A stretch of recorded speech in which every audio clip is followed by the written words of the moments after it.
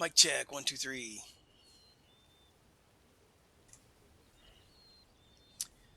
Mic check, 1, 2, 3. Woo! Stream works.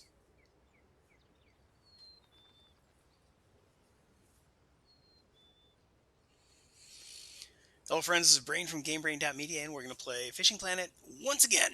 I will be hunting the 20-pound walleye in Michigan. Fishing Planet, Michigan, St. Croix Lake. 20-pound walleye hunt. I've picked up a couple of 16s, a couple of 15s, a bunch of 10. Well, is it only two 16s, a 15, a couple of 10s, 9s, 8s? Those are trophies. But the 15s and 16s are uniques. And today we have a special guest. My buddy Soul Piper is here. S0ULPIPER. If you want to say hello, bro. All right. So I don't know if this is actually going to work because I usually can't get my Discord friends to show up or be heard in a stream, but we're going to give it a shot. We are, like I said, at Michigan, St. Croix in Fishing Planet, and this is one of the best spots for. Oh shit! I'm drifting. I didn't have my anchor set. Forgot about that. When you restart, it it it raises anchor. But this is the time of day. We are on a cloudy day, 8:51. So I mentioned in my last stream. Oh, I deleted that because I got skunked. And it's like, why would you watch me like not catch fish? So I got skunked on the last stream, so I deleted it. But I mentioned that oh, I hate driving with the trolling motor, dude.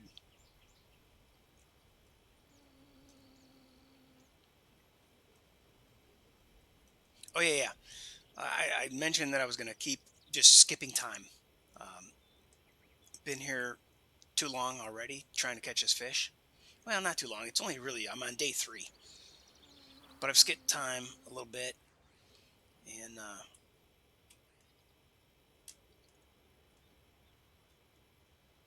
I consulted the Uber sheet, and who knows how far out of date it is and what the developers have changed since, because the Uber sheet is completely out of date nowadays, seems like. Um, but we're going to give it a shot at these times of day. Cloudy day, 8 to 10 a.m., 7 to 10 p.m., 11 to 12 a.m., 11 p.m., 12 a.m. So we're just going to skip time as needed. And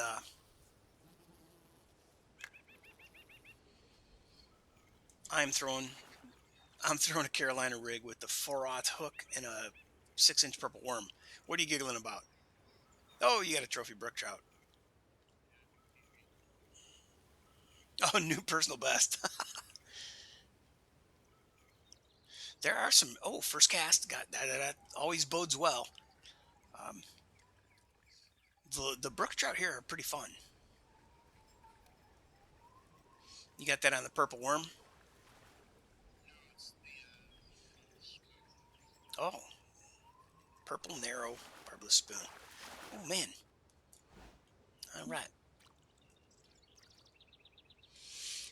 So I was watching a couple of videos. Like I said, I consulted the Uber sheet and I consulted some videos that I like rewatched a couple things too. Just kind of like skipped through. Like, what am I missing? How come I'm? Well, I really am not missing much because I got two 16s, a 15, and the guys that I saw, with their unique walleye guide for this lake.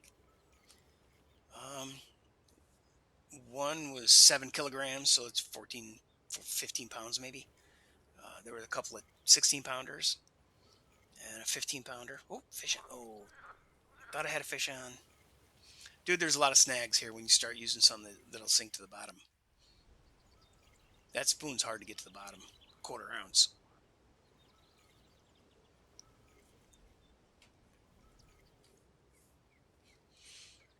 All right.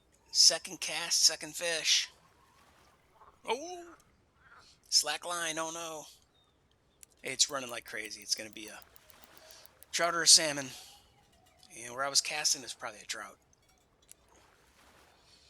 Could be a crazy smallmouth. They like to zigzag like mad. Wow, he's bending this freaking rod like crazy. That's a salmon. Surprise. 9.5 pounds. Purple worm all the way, baby. Alright, so I'm going to start casting out towards that buoy and drag it parallel through the depths. I should have pulled out the iPad and let you see the deep channel or the deep hole here that's like lengthwise in this section. It is really a pretty good spot.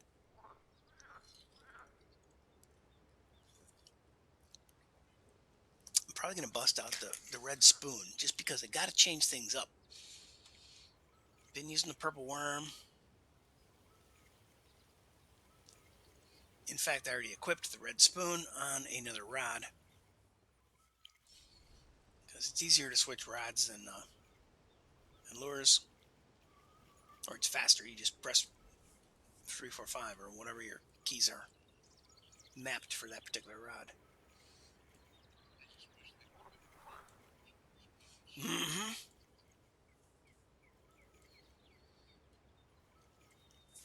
Yep. It really is baffling that the rod holder just isn't possible on a boat. It's just baffling.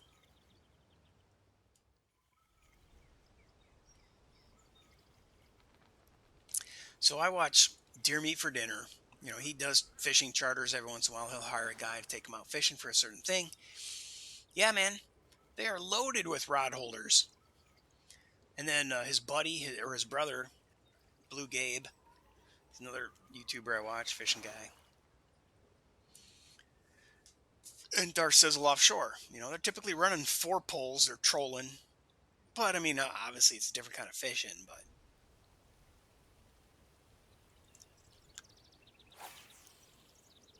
I watch another dude. Hang on, I got a cough. I watch another guy called Realistic Fishing. Keep it realistic.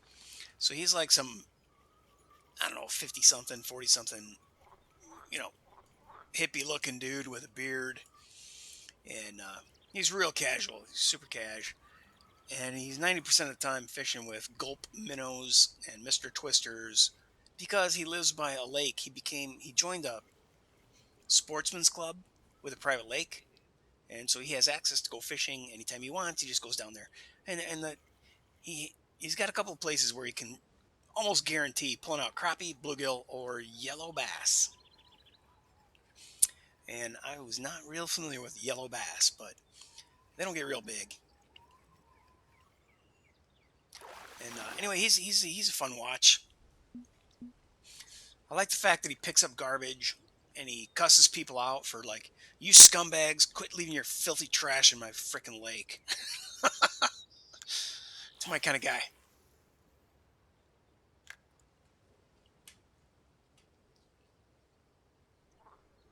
And then in between, like whenever he has to edit, you know, change lures or whatever, he'll show some of his viewers who sent him a clip that said, "Hey, I'm John. I'm watching realistic fishing. Keep it realistic." But these people are all at a lake with a fish in hand, doing little video clip promos for the guy. It's pretty cool. Highly recommend it. He doesn't use rod holders on a boat though. Woo, fish on. Dude, I'm killing it here. You're on the same time of day, same weather pattern as me, right? Cloudy, 922. Oh, crap, I forgot. We would be different times a day until. Oh, even if my day resets. Oh, but eventually you can fast forward your time and my time and we'll be on the same clock. But if you got a cloudy day, your best time for walleye is going to be 8 to 10 a.m. And I'm currently 9:24 a.m. So I got a half hour of prime time. Woo! I got something bending the rod, and it is not fishing, or it is not uh, zigzagging like the salmon or a trout. So I think I have a big walleye right now. I like to make those predictions because 50% of the time I'm wrong, but that means 50% of the time I'm right. Dude, there it is. It's a big old freaking walleye. Look at this. What is it? Oh, 17.5. Oh, just short of my 17.7 record. Oh, oh, bam. Woohoo. Yay. Okay, so this stream gets to be kept. If you're watching this as a replay, please go watch it over at YouTube. I need to watch hours over there, and hopefully there's going to be more. Dude, I'm pumped. I'm psyched. That's the best one in this series so far, and this is part 4.1, which is really should have been. I should have just deleted part 3 and made it part 4, and deleted part 4 and made it. This would be part 5. But when I get skunked, I mean, it's not a uni hunt. It's just a day fishing. Woohoo! Wow. Oh fuck yeah! I remembered. I'm gonna set myself a marker. I so often forget where to set my damn marker, or to set a marker. Yeah. Okay. Change that. Troy. 17.5.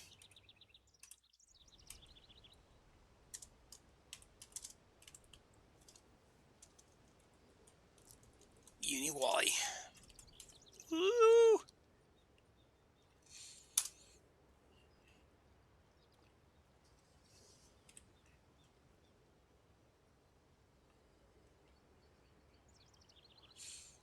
Okay, so he was over there to the right by the second big boulder.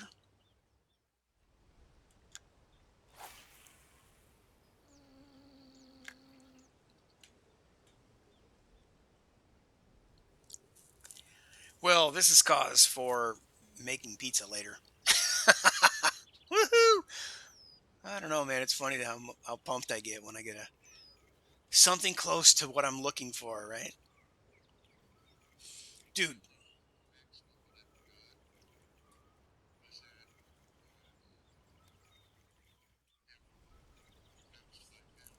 oh my God. Oh, you are in for a treat if you brought that 6-inch worm and a 4-aught jig, dude. I'm using a Carolina rig, which is essentially the same deal. But my weight is below my hook instead of a jig head and my weight being my hook, right?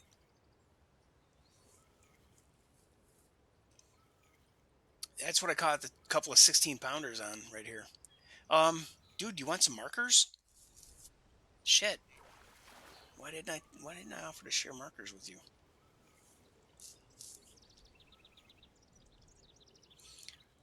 Are you markered out? Or do you want some? Okay.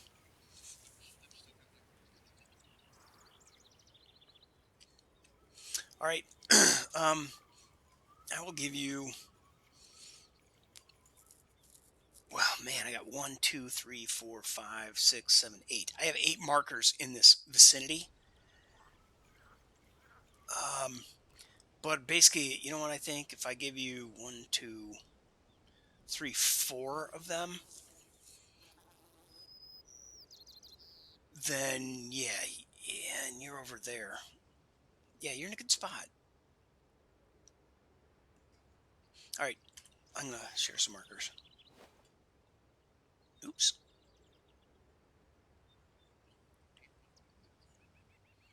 Nice.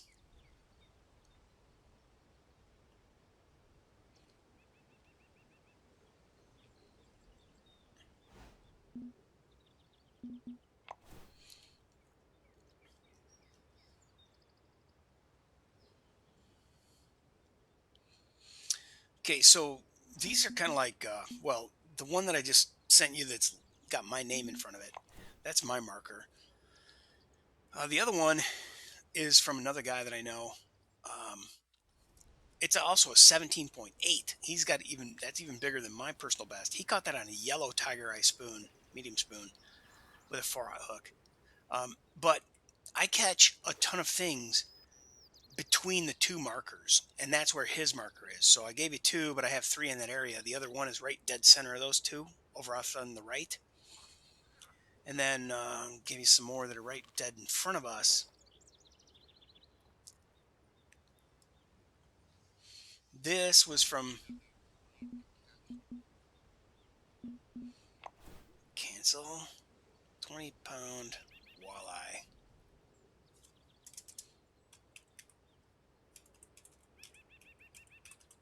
Oh, or you just move over to the other side.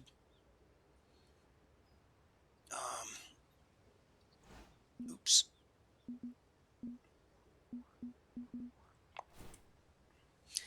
You can't cast out to those markers?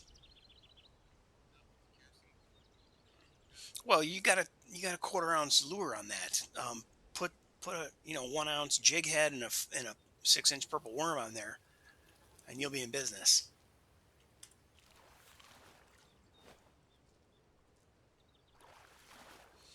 Okay, so here's an 18-pound walleye, and then you probably don't need the 7-pound brown trout.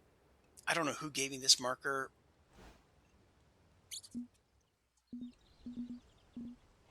but it's pretty good. 10-pound walleye and 9-pound trophies. So there's some trophies over here. I mean, I'll shoot them to you if you have tons, or if you got plenty of markers. Then if you don't find that they're productive, I suggest deleting them.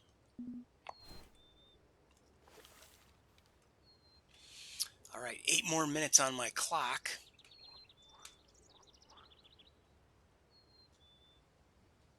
Oh, I'm so psyched, man. I was getting bummed out. Like, what did I say yesterday when the stream I deleted?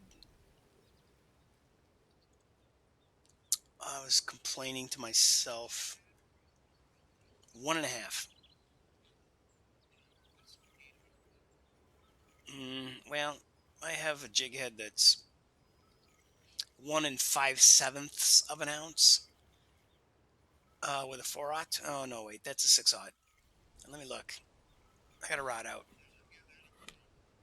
Yeah, any jig head you got with a 4/0 hook, but the heavier the better, so you can cast farther and it sinks faster.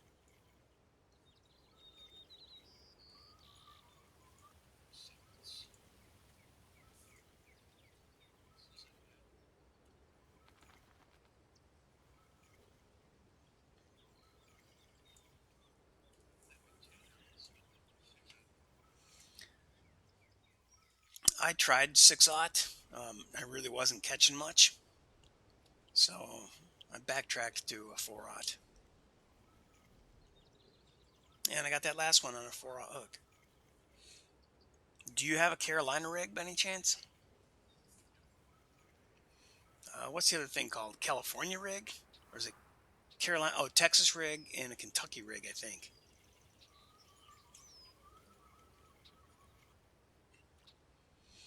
I actually learned that from in real life watching realistic fishing. Um, he went bluegill fishing and he put his weight at the bottom and then a hook above that tied in such a way that the hook was horizontal and perpendicular to the vertical line. And then he put a gulp minnow on it. And I went out and tried that and I definitely caught a fish, one fish, but I'm fishing in a corporate retention pond.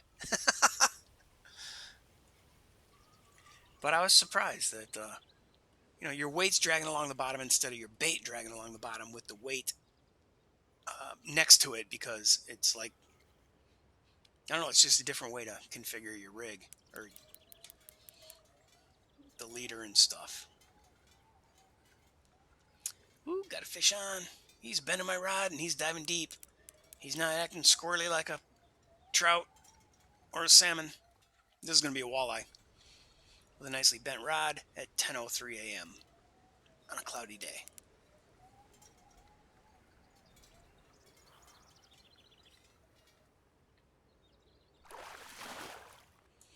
Ooh, 10-pound trophy, baby. That's nothing to sneeze at. Oh, you got a salmon. I see that silver sucker popping around. They fight like hell, man. They're only like 10 pounds and they'll behave like they're 20.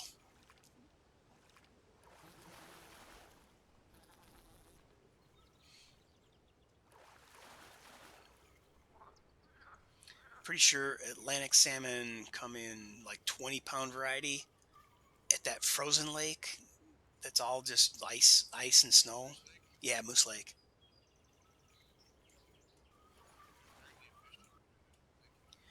Oh, it sucked. The first couple times I went there, I was just like, this sucks. It's barren and ugly and gray and overcast and yucky.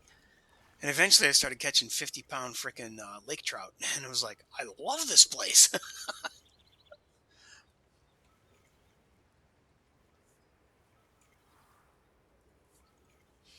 Also, burbot, I think, is a fish that's there that they became pretty frequently caught. Once you get some markers and you learn some spots and the baits. There's pike there too.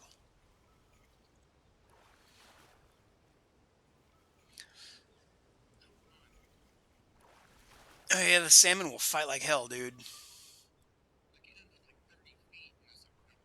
Yeah, they like to jack with your rod tension, so be careful with that.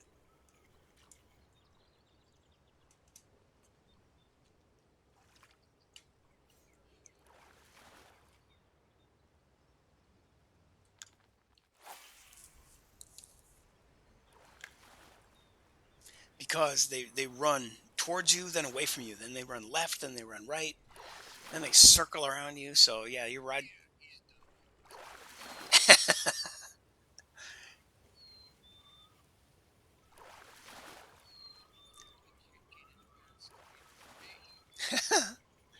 Oh shit, I'm snagged.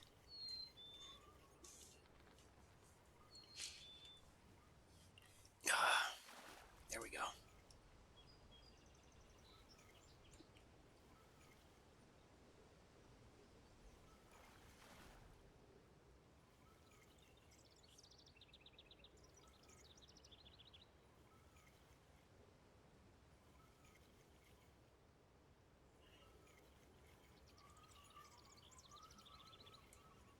Hmm.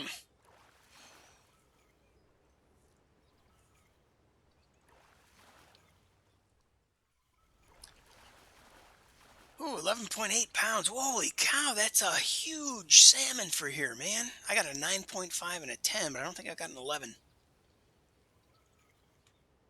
11.8, that's fat. Phew. Man, what kind of rod are you on? 20-pounder would still struggle with an 11-pound salmon. Oh, okay. Huh. Yeah. I fought like hell. I had a 20-pound, oh, yeah, 20-pound line, 18-pound leader, and a friggin' 10-pound salmon took me like a really, really long time to land. All right, I am really tempted to jump to a different time.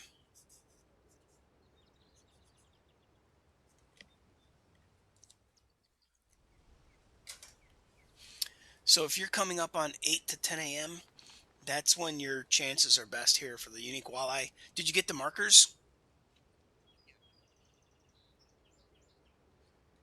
So the ones off to your left behind the buoy, those are largely trophy. I have never, like, I have regularly cast to that area, and I generally get a lot of salmon over that direction. The ones in the middle, if you cast, if you overcast and go past them, you'll end up with brown trout. If you look at the ones in the middle, let's see, you got a, oh, you're invisible. So you're in your menu.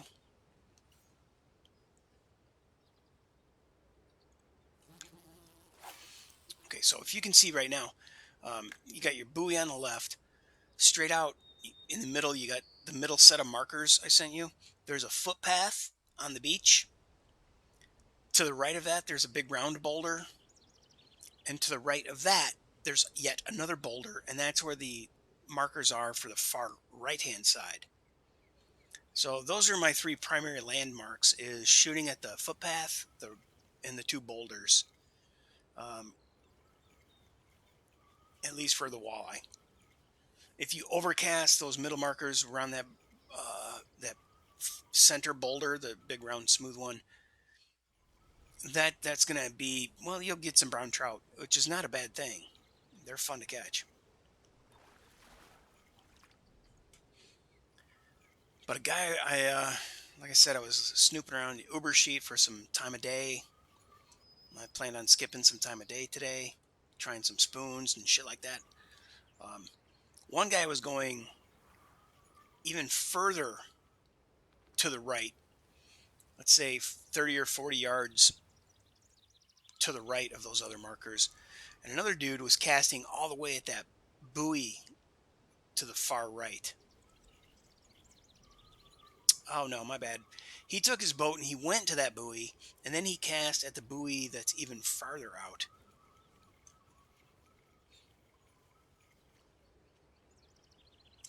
And actually, you know what? I didn't give you this marker. We can't get there from here, but this is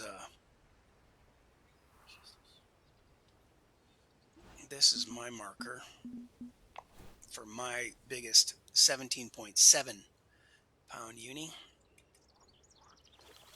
God, I just have so many markers on this map. Oh yeah, 10 pounder, baby. Nice job. Fuck, he looks like a 15 pounder from over here. When you were holding him up, bringing him on the boat, he looked huge.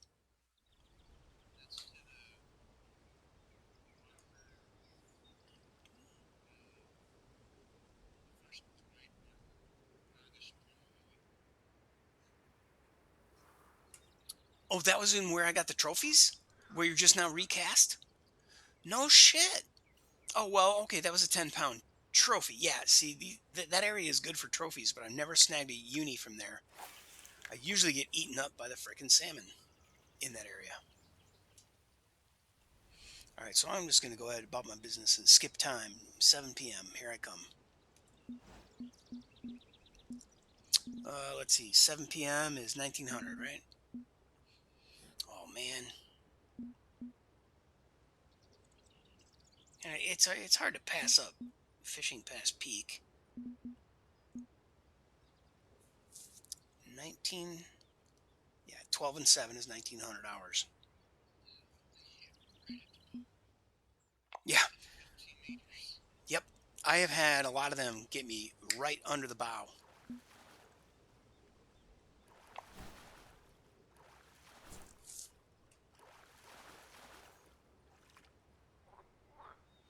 Oh, you got them 15 meters away from the boat. Yeah, a lot of times, dude, it's funny when, you know, I'm just looking at my depth finder, reeling and waiting for it to pull out of the water. Bam, fish on. And it's directly under the boat. I'm pulling up the last 6 yards of line.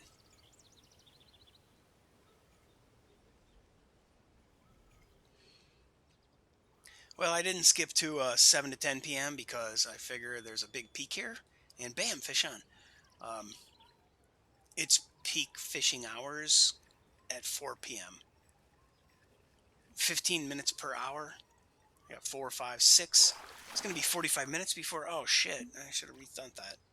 45 minutes before I get to the uni times.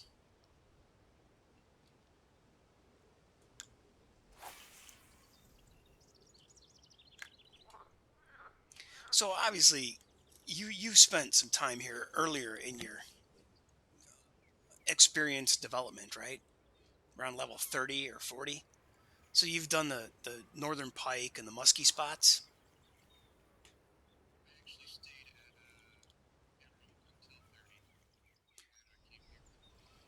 And then when you got here, oh yeah, emerald was a good moneymaker. Did you catch a sauger and did you get a boat, or did you go fish out on the kayak and go for the grass pickerel and all that shit? There's tons of stuff to do in New York, surprisingly.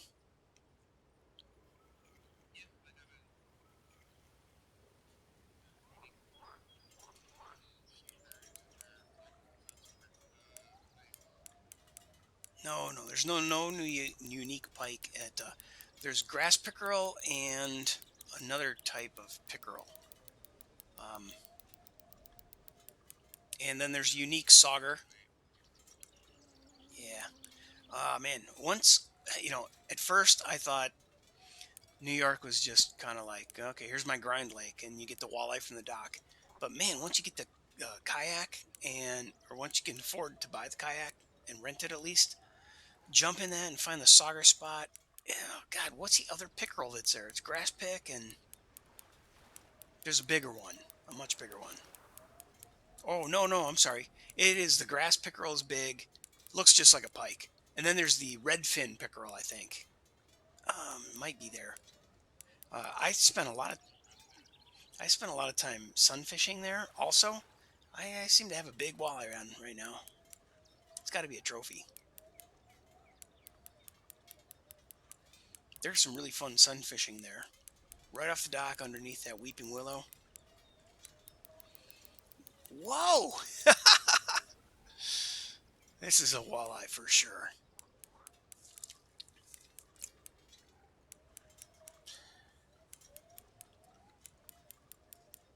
17 feet, man. He's not budging. Oh, 12 feet. There it is. What is it? 18, a new record. Woohoo! Yeah. How freaking cool is that? Finally.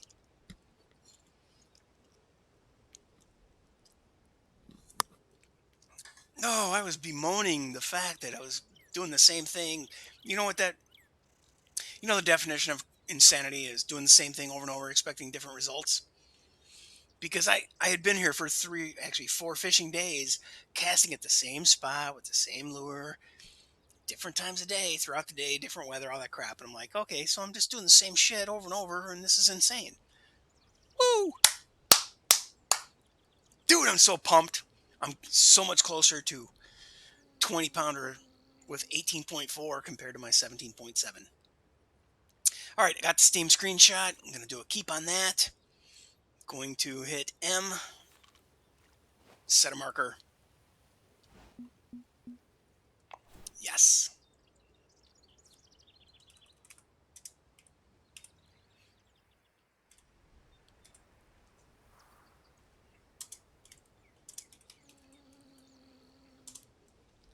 Yeah. There you go, dude.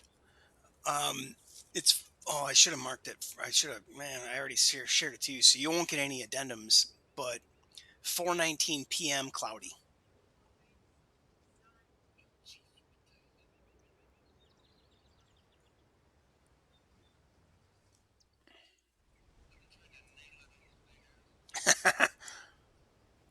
Oh, a lot of times that seems to be a snag, but Uni Wally 4:20 p.m. cloudy. You run out of characters. I really wish there was more characters available for describing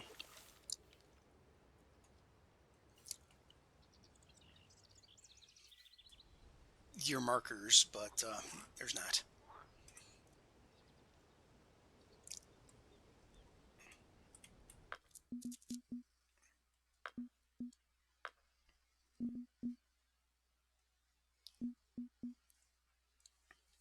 Oh yeah.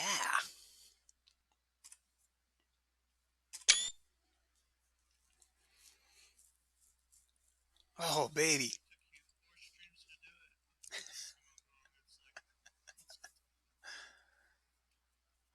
It took 6 streams actually because I deleted 2.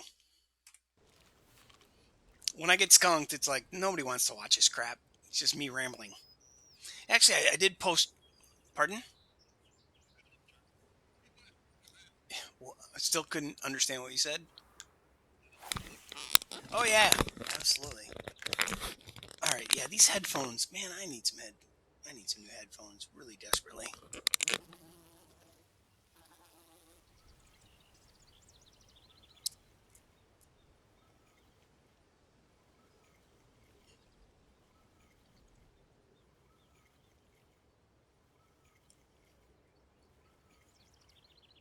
So I mean, dude, you're not making huge XP or huge money doing this. This is just I'm doing it because I've kind of run out of interest in the rest of the game.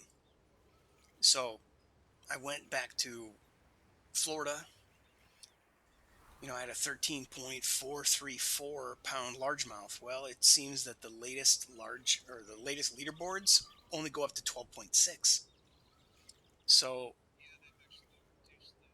yeah.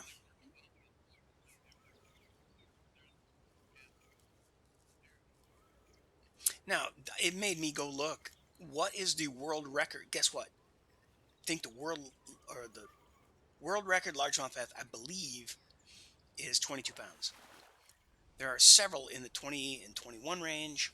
Um, and the one that was 22 pounds was done in like 1957 or 1942 or some time when they probably weren't x-raying fish to see if somebody shoved a bunch of lead sinkers down the fish's gullet, and they probably didn't gut them and check the belly.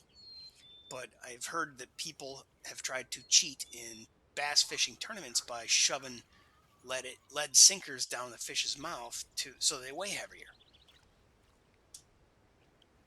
Um, so anyway, I kind of like looked at those historical records and photos with a grain of salt. But then again, I also looked at Grandpa fishing with his little granddaughter, and is that the kind of guy that would have cheated to gain a state record at the time? And then actually, it's a no world record. There's another world record largemouth bass, or among the top 10.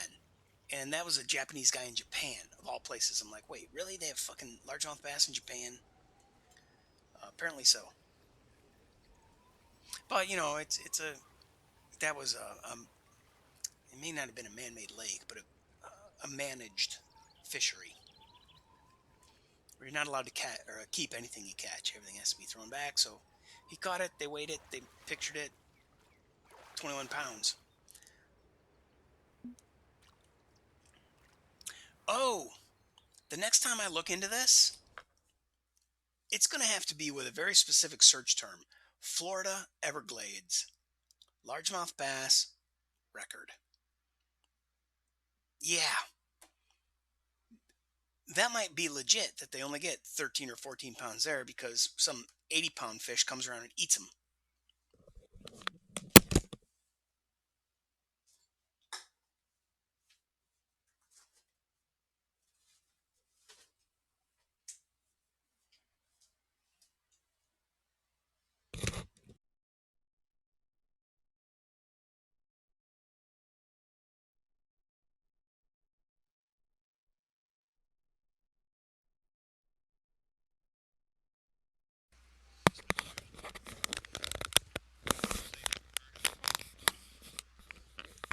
Oh, man, I'm struggling with these headphones. They don't grip my head. They're broken and they're duct taped together on the overhead hoop, so they're makes it hard to hear you. Ah, hope you can't hear me rustling them around on my head.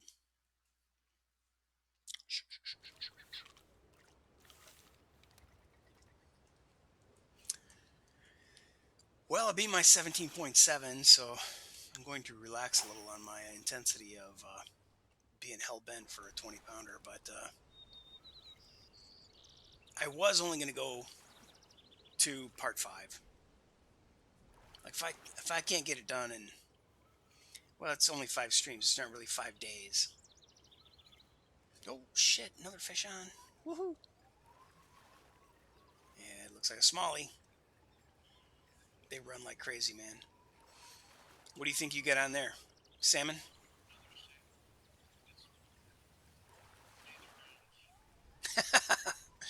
Round the world.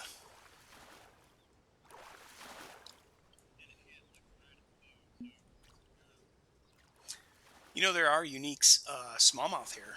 Um, I've got them out at the inlet or the mouth of the lake by that buoy straight out from the little lighthouse thingy.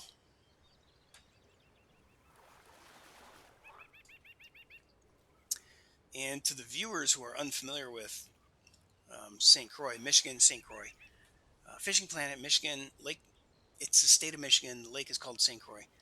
Um, it's based on a real lake, but apparently they've taken some liberties, I guess. Um, oh, fish on. Um, what the hell was I going to say? Oh, yeah. There's something called the Muskie Trifecta because when you spawn into the game, it's 5 a.m. and from 5 a.m. to 6 a.m. I think is clear muskie time. Then from 6 a.m. to 7 a.m. unique is no, it goes clear muskie. Then there's an hour pause, and then you go to tiger. So I think 5 to 6 is clear muskie uni. 6 to 7 is uni muskie. Then 7 to 8 just do whatever. I usually fish for pike during that gap.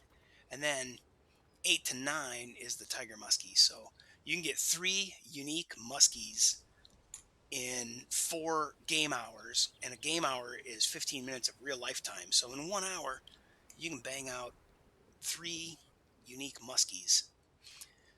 I don't know if anybody out there is going to have a video called Muskie Trifecta, but you might find a text article and it will, show you the clear muskie spot and what stuff to use. Pretty sure I was using a 7/0 with a shiner or a large minnow and bobbers and bottom rods. Rarely used a lure for muskies, but Michigan is just a bottomless pit of fishing opportunities. The blue catfish at nighttime off the raft, just unbelievable.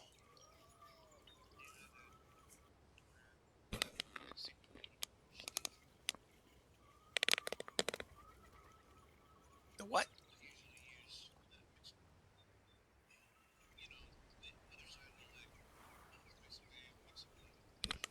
Oh yeah. Yeah, pike, muskie, clear muskie, um, all kinds of crap. Actually, right around the inlet, just inside the inlet, is loaded with the brown bullhead. There's so many species. Going on a uni sheet hunt here, finding every species and every size, is an absolute blast. There's a boat near the inlet where you get the drum and the is it white bass? Yeah, I think there's some big old white bass here. Okay, so I'm not like in any critical time. Let me open up my map and I'll show people around a little bit if they're not familiar with it. So the direction I'm pointing is these are all the uni, or these are all the walleye. This is the walleye pit of ridiculous good times. And then over here is some strange marker that, oh, okay, I got a random walleye over there that was only 3 pounds. I don't know why I decided to leave a marker over there. Maybe hoping that it was undiscovered country. But then everything here is off of the raft. Right behind our boats is a raft or a floating dock. And this is all frickin' sturgeon and blue catfish. So unique blue catfish, 85 pounds. My record here is an 89 pounder. This one is 91, so I got that marker from somebody else. Um, this one is an 81 pounder.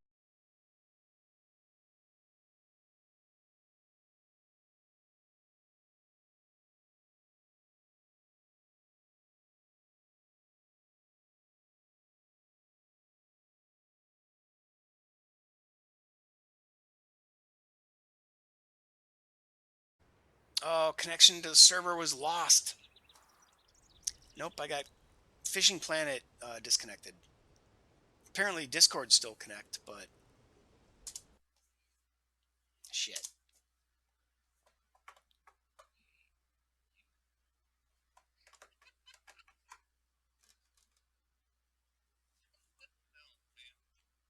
What are you laughing about?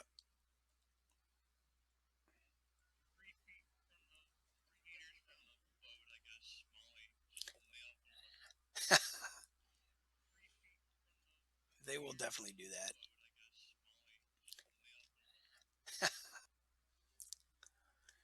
Well, I can't tell if the stream has persisted. Yes, 45 minutes into the stream, even though my Fishing Planet crapped out, stream software and Twitch seem to have maintained a connection. All right, good.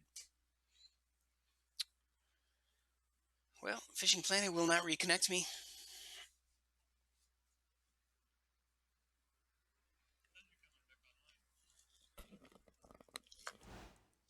Oh, the scroll bar suddenly leapt forward. I believe I'm back in.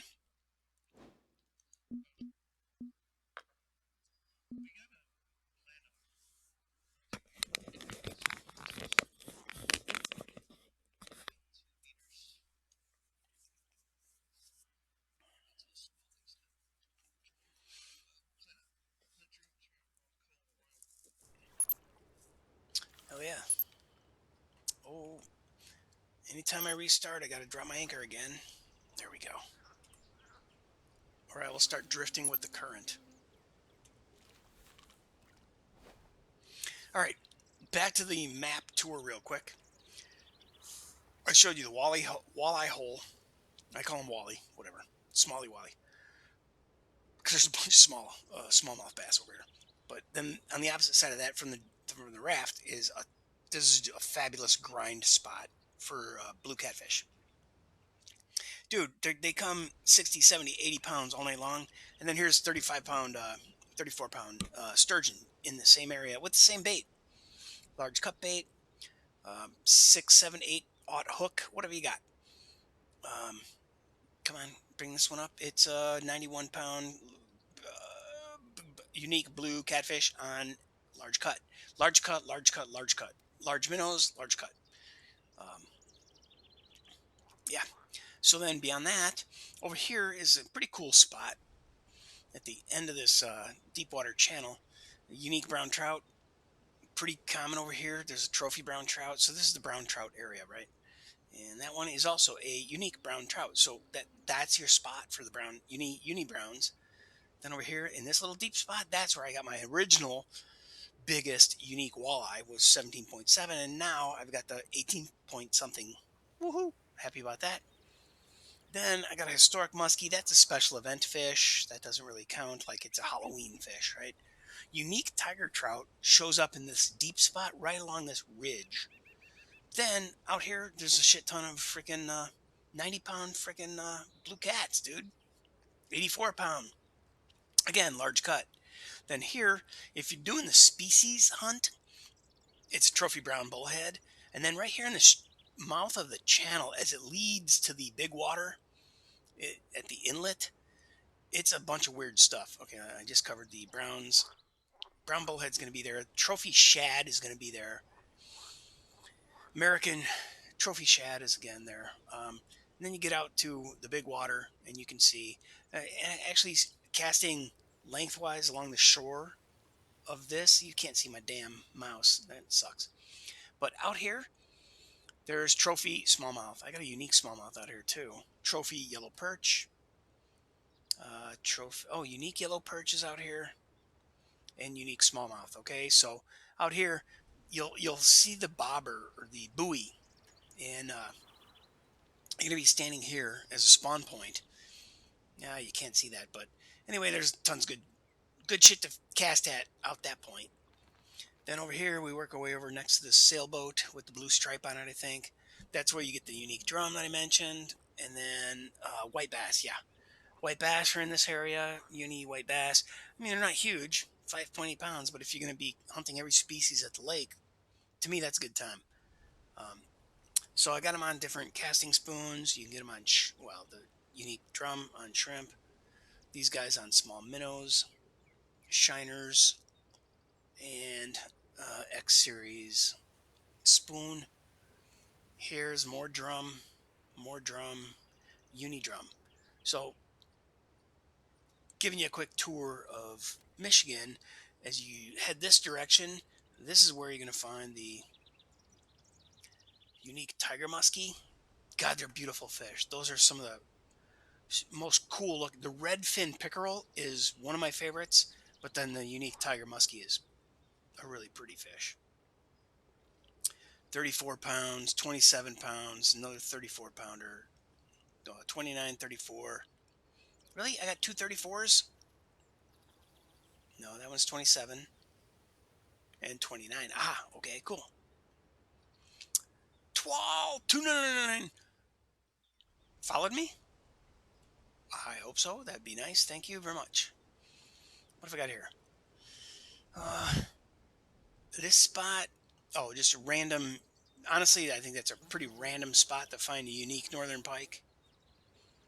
Come on, let's get that one lit up. Oh, and then there's another historic muskie. So, that's interesting. Now we are getting into the back corner of the lake, and this is muskie pike heaven. This is the yes. And what's really cool is you can spawn over here. Shit, man.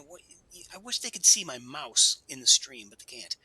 Um, the top right dock launch point is a great place to go and launch if you don't have a boat, and then walk around this whole thing, and you're going to have muskie and pike coming out your ears. Um, Otherwise, you can find a way to get to this clear spot. 58-pound clear muskie. Oh, well, here's a random tiger muskie. 45-pound unique clear. 58-pound unique clear muskie. This other one, oh, Sir Killalata. His original marker that this guy sent me was for a 66-pounder. And then I think I went on and got, well, shit, what is my record for a, where is it? Where is he?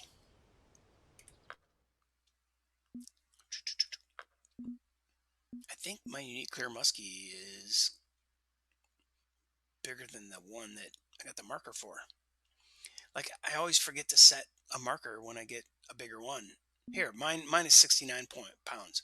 So I didn't set a marker. I caught it just because it's at the same exact spot over and over and over. So you just cast large minnows, 7/0 hook, same spot over and over and over.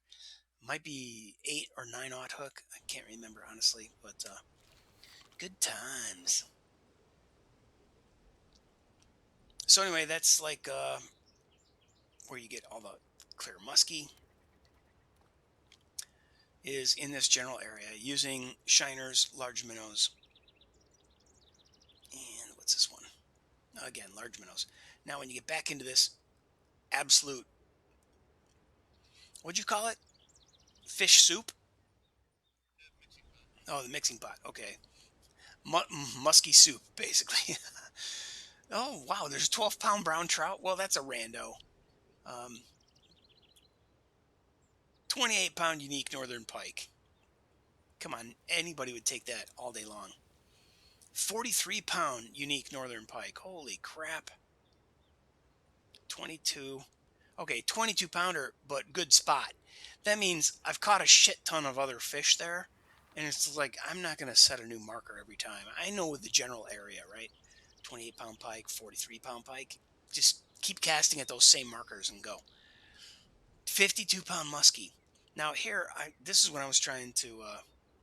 No, that wasn't me. This is somebody else who took more meticulous notes and has like more characters available in their description. No. Oh shit! It just shortened the marker. That's really weird. 35-pound muskie. They had a verbose frickin' marker description here, but when I clicked it, it shortened it. They cut down the characters. They allowed characters.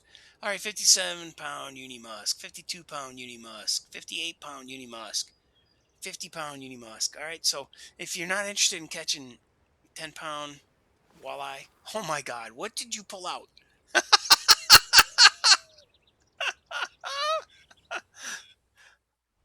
A 4-foot blue cat next to your 6-foot character looks pretty funny. Nice. What did it weigh? What did that thing weigh, dude? Oh, wow. Can't imagine what holding up a 90 pounder looks like. All right, so back. Trying to turn off all the stuff that's on.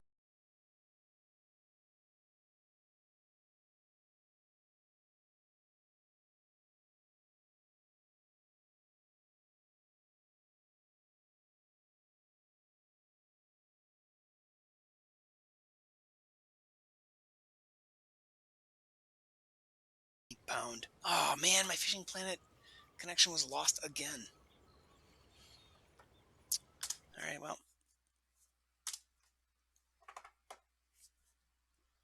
Yeah, there's 80 plus pound catfish to be caught here. There's 50 pound muskie, um, some huge freaking pike, uh, and then all kinds of other really fun species to catch, like the tiger trout, the tiger muskie, the white bass, the drums, even the shad, the perch, the unique perch, yellow perch, unique smallmouth bass. Hell, if you're a fisherman, man, you're just gonna like fall in love here. Ain't no two ways about it.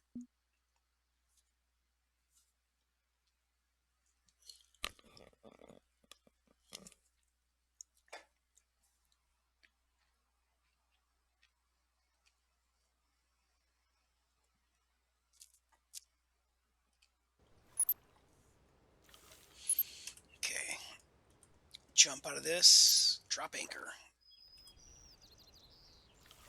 I'm drifting closer to you. You haven't lost the connection and you have not drifted, so my boat's gonna give you a hug pretty soon. Yeah.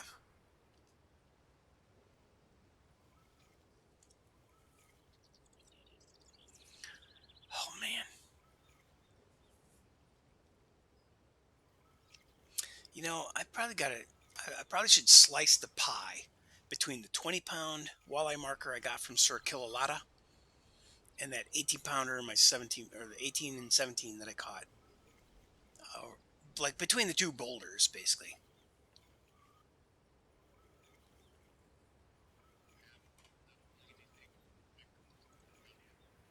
Okay, have you changed your time of day or where you at? On cloudy still? Okay. Cloudy between 8 a.m. and 10 a.m. Are you running the purple worm or are you just running that purple spoon? Okay. Man, the smallmouth are ferocious. I'm going to cast right in the middle of all these markers and see if something random occurs in the middle.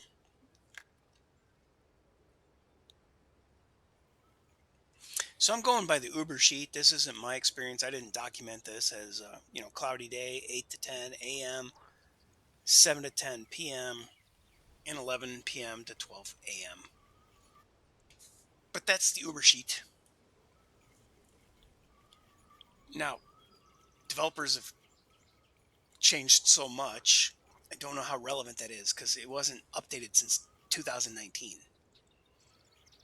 I'm guessing the same ballpark.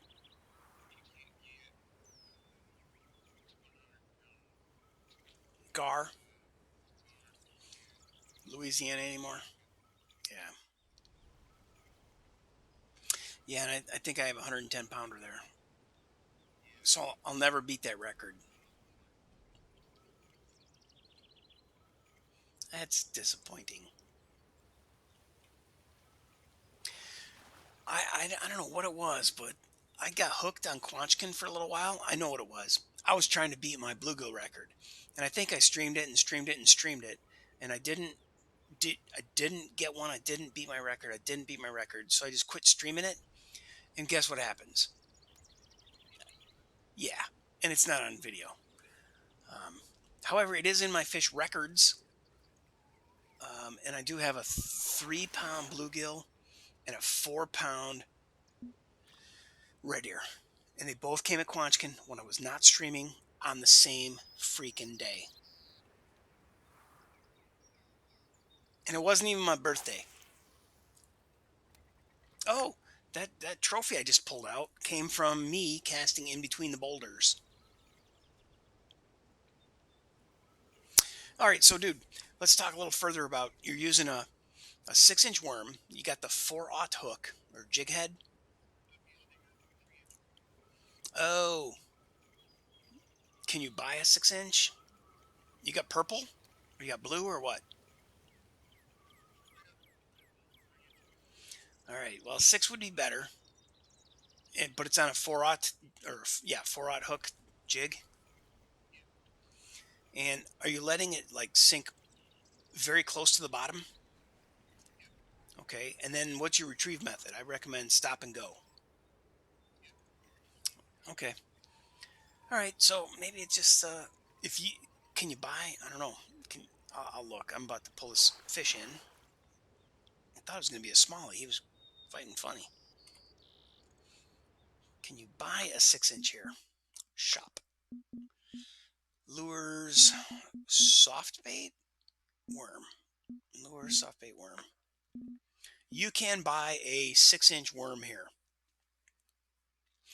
I 1000% recommend popping $450 for the 6 inch purple worm and hook that up, let it sink to the bottom, and then drag it along slowly at stop and go.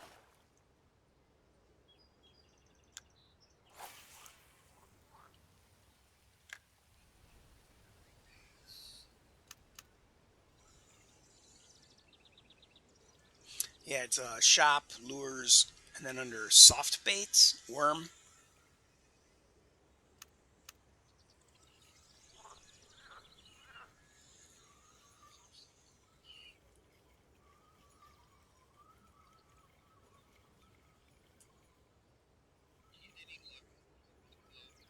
Oh, yes, 6 inch glowworm is good. There's, oh, okay. Well, maybe you're right. Maybe that's max. Well, maybe it's a max they sell here. I thought I have a 6 inch, but it's good. Well, it's good when it's cloudy, and it's also good at night.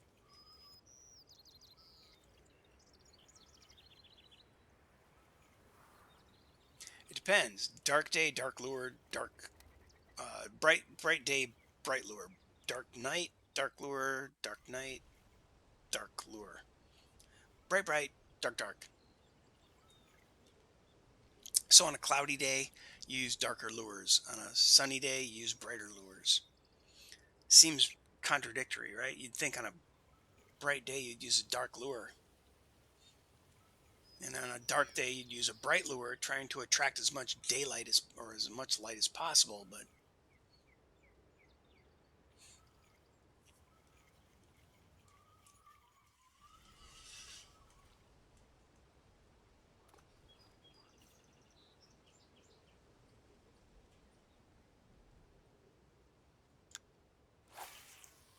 whoosh.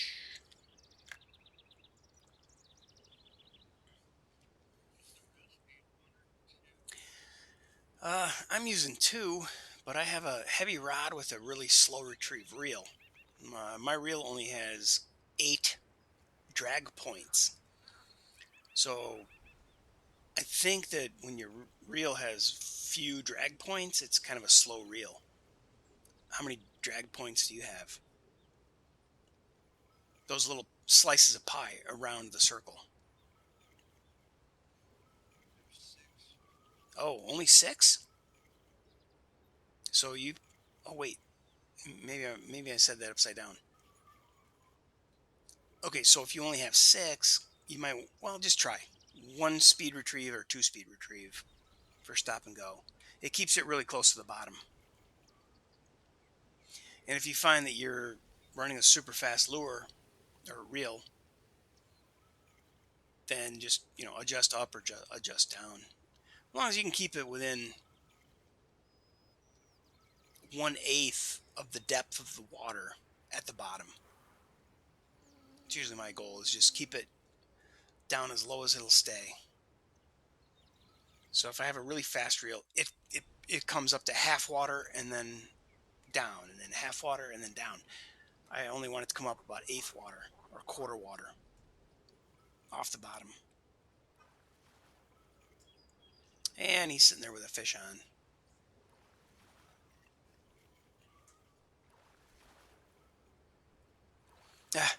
Crazy ass smalleye.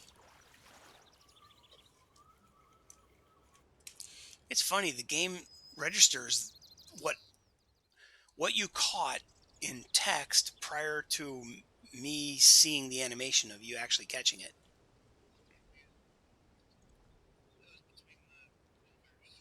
Yep, that's the area I'm shooting at.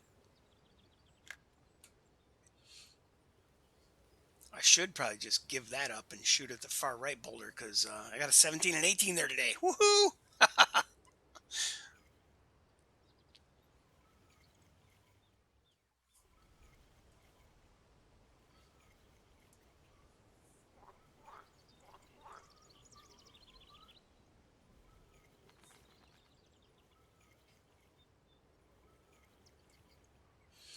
Yeah, man. Yesterday, after after I kind of got skunked while I was fishing for walleye, I was really tempted to head over to the raft behind us and just pop out a couple of 50 or 60 pound freaking catfish, just to say that I did it and fill my net. I only got 146 pounds right now.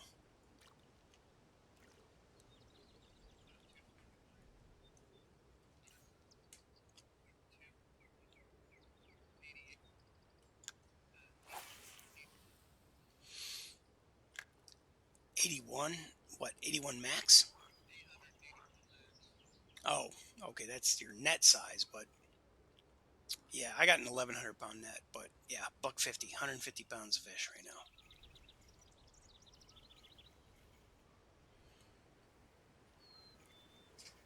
I really should mix it up and start throwing the frickin' red spoon, yellow spoon.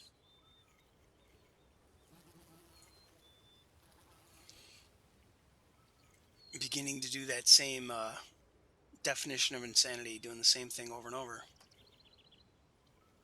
expecting different results. But I'm coming up on oh, fish on.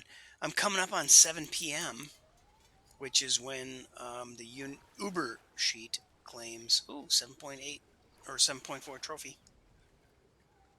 I would eat that fish all day long.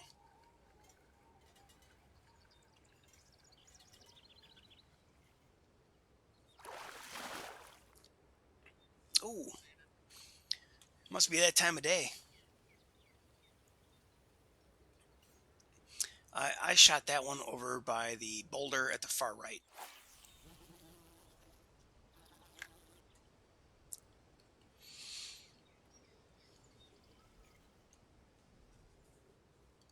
So you're pretty close to that buoy, and I think the first couple times I came here, I tried to line up those markers with the footpath. So if you were on the right side of my boat, pointed at that footpath, those two markers would be in alignment. And I don't know, it just changes the angle of retrieve, right? You're going to be retrieving through a different slice of a pie. Like I look at this as from where I'm at, imagine I'm surrounded by a clock or a pie, and you cast at midnight, you cast at 1 o'clock, you cast at 2 o'clock, you cast at 3 o'clock, right? The equivalent of a slice of a pie. So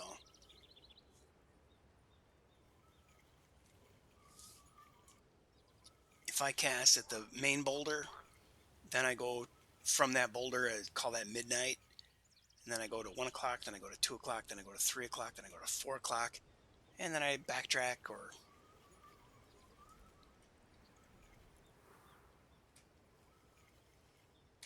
oh, fish on. Try something different.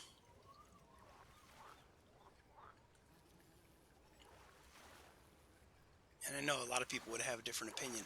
My uncle used to tell me when I was a young carpenter, went up to Alaska and worked for my uncle. He's like, all right, well, just never stand still. When you're on the job, never stand still. Do something, even if it's wrong. Somebody will tell you what you're doing is wrong, and then do what they tell you. Or do it anyway until you figure out, well, this is not very smart. Do something, even if it's wrong. You'll figure out the right way to do it as you gain more experience. And that's how I approach like everything in life. Yeah, do something.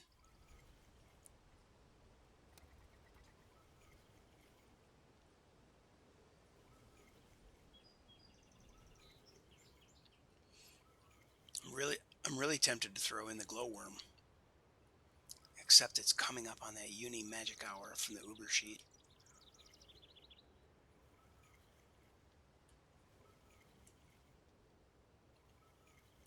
Yeah, it sucks to pull out shells. I pulled out a rag. I pulled out crawfish.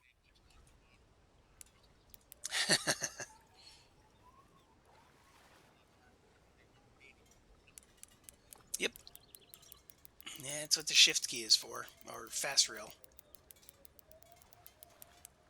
Oh, guess what? I found an old Xbox 360 USB controller in my closet. Yeah, in a plastic bin that I keep in my closet, full of network cables and all kinds of other old shit. So I had Mad Cat's Xbox 360 Pro USB controller or whatever, and I wore the rubber knob off the diddle stick. The left joystick is just, it wore through down to the metal. So I peeled it off, and then I just have a metal knob. So then I ordered these silicone grippers off of YouTube. But I need to go to the store and buy a little bit of a silicone adhesive so I can fill the little knob and then stick that on um, the little metal thing and fix the pad. Well, in the meantime, I found my old version of a gamepad, and I put those silicone knobbies on the thing, and they fit like a glove without any adhesive. And I'm gonna start doing some motorcycle racing again because I've been away from it because I that little metal thing cuts into the top layer of skin on my finger, on my thumb.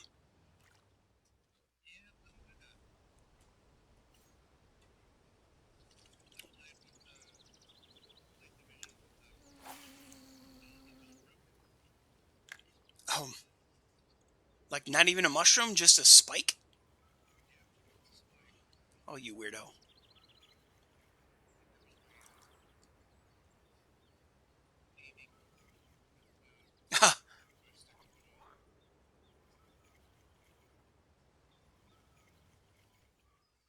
So, what do you have now? Did you rebuy a Mad Cats? They don't even. I searched for them and they don't. They're not on YouTube. I'm sorry, they're not on Amazon anymore.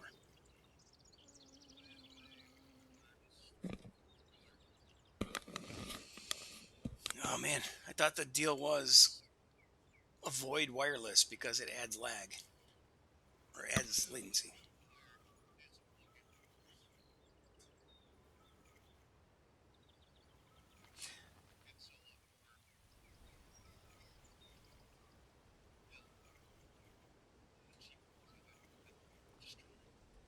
Yeah, yeah. And see, when I went looking, I was like, oh man, I don't want to spend a lot of money, and Mad Cats doesn't exist. What the hell is this brand? I've never heard of these guys before. They're $20. They can't be very good.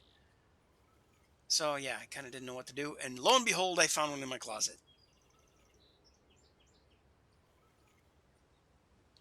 In fact, I don't know what brand it is. Here it is, right on my desk. It is also a Mad Catz, but it's the Mad Catz Standard, and the other one I have is a Mad Catz Premium or Mad Catz Pro. But I do know I need to buy a better quality. Yeah, it's a little heavy, but I'm not the kind of, I'm not a teenager who throws my gamepad on the floor anymore. Actually, I never was. I never really liked using gamepads in the first place, but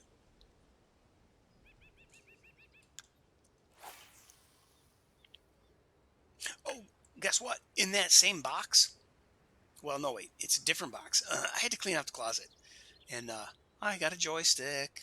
I have a old-fashioned Microsoft Sidewinder 3D Pro, and that's what I used to play motocross games with.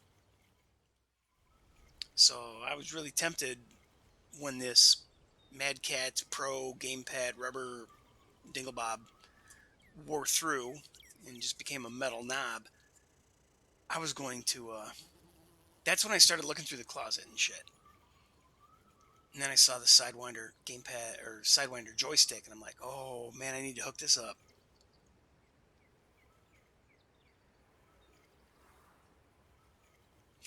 It was 4:30 or 5 in the morning, and I didn't want to wake up my neighbors since I live in an apartment. So I didn't pull the joystick out and hook it up, but I did the next day. I forgot about the joystick until just now, but the next day or 2 days later, I found the freaking gamepad, and I was like, yes.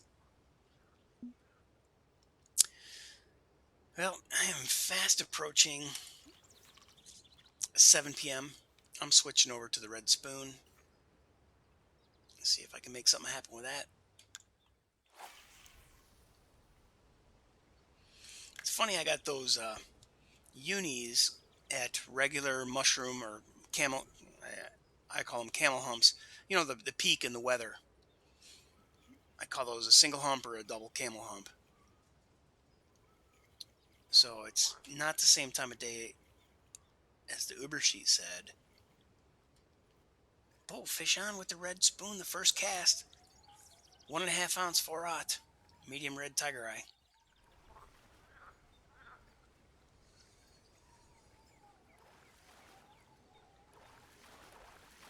And it's crazy ass brookie. No, brownie. A trophy brown.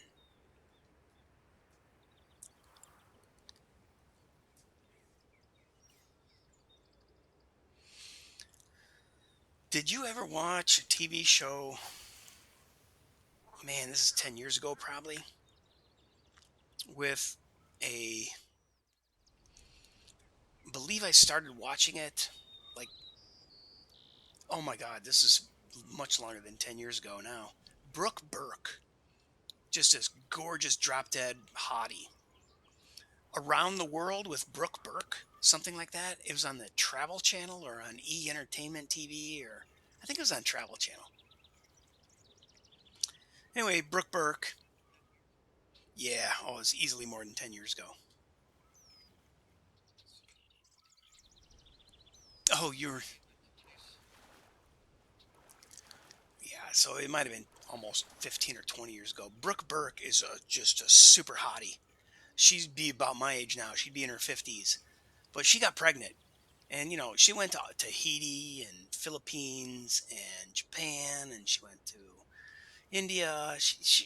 Brooke Burke, around the world with Brooke Burke. So she went everywhere, and she ate all the food. Um, Super smoking hot babe. Kind of like a. She kind of looked Taiwanese, Filipino, Asian, dark skin, black hair, but not really Asian eyes. Super hot, super hot. Brooke Burke. Burke. Yeah. And anyway, when she got pregnant, she got married, got pregnant, and she couldn't wear bikinis and travel the world anymore, right? So, what did I miss? Somebody in chat? Tuxedo, dude, long time. Hey, thanks for coming by and saying hello. Yeah, I hope things are well with you. Jake told me that you helped him get to I don't know, whatever number of followers he got to, and then I recommended him to several of my friends, and they put him over that magical 50 mark for affiliate. So Jake is now an affiliate Twitcher. He said you had over 200 followers and stuff, and you kind of like just put it aside. We'll have to talk about that sometime, since this sounds like it was just a drive-by hello. Yeah, he's a nice guy. I like hunting with Jake.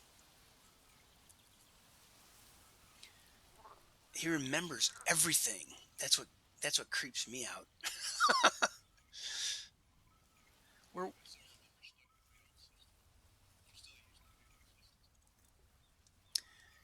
Yeah.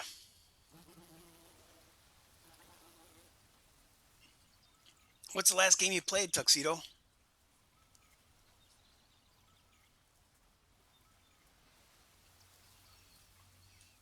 Um, oh, I think I met because you were playing Call of Wild. Yeah, sure. What's your YouTube, man? I've been trying to encourage people to watch my Twitch stream replays over on my YouTube channel, which there's a huge link, a YouTube logo at GameBrain.media on my regular website. That'll take them right to my YouTube.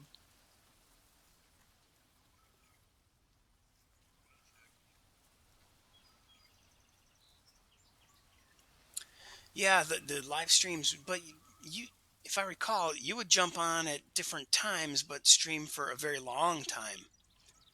Um, and I jump on at random times and try to keep my streams under an hour, hour and a half. But sometimes I get sucked in and play for 2 or 3 hours, so it's really weird. All right, YouTube Tuxedo 2005, dude. I'm gonna look you up and give you a subscribe over on YouTube. Didn't know you had shifted over to YouTube. I basically just take my Twitch streams and export them to YouTube. And I don't know, if you search YouTube for GameBrain.media as one word, you'll find me. Or go to my website, GameBrain.media, and there's a giant YouTube logo there. All right, so it's the bewitching hour. Yeah, I believe I have links open. Go for it.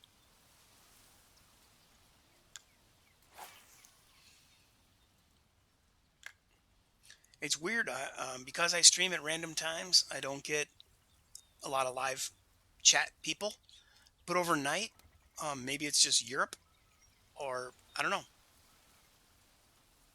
I suddenly get 20 views overnight. People watch the replay, so that's encouraging. Now, if I could get them to spend those watch hours and minutes on YouTube, yeah, you know the drill. YouTube requires 4,000 hours of people watching your stuff, and you need 1,000 subscribers before you can make a penny off of ad pennies, AdSense.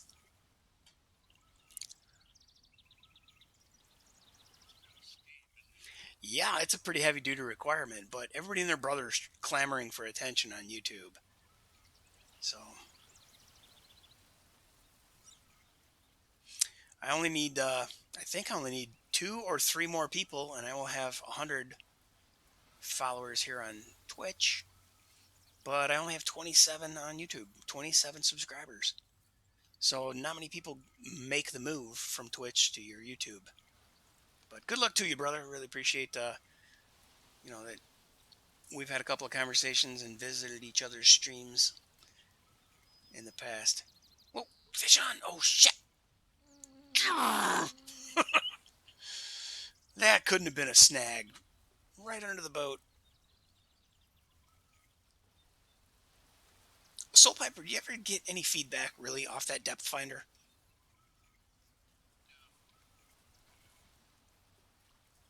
I have tried to put my boat in a spot where there are fish going underneath and going beep beep beep beep beep beep, and I drop a jig and I try to pop a jig down there at the bottom where they're going. It never has worked.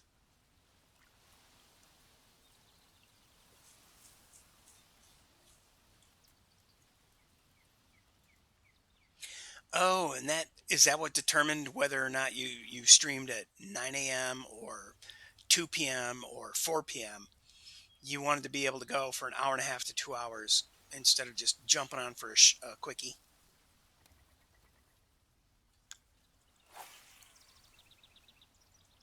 Oh, Jake's streaming live? Cool. All right, man. Thanks for stopping by. I appreciate it. Good luck. Like I said, I'll look you up on YouTube, give you a subscribe. Hope you return the favor.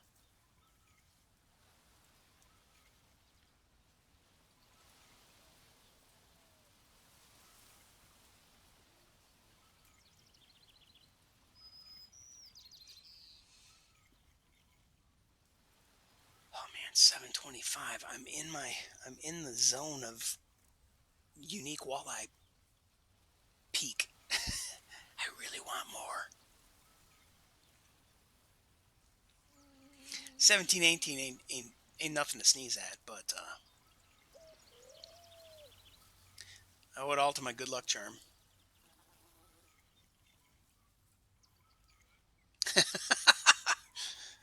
I was giving you credit for being my good luck charm and catching the 17-18. All right, see you next time, Tux. Awesome. Ooh, fish on. Dude, he's fighting like a demon, but I think it's only going to be a trophy.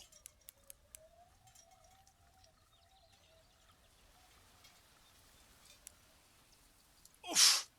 Come on, come on. Oh, trophy 11 pounder. All right, well, I'll keep it. You'd be insane to throw that back.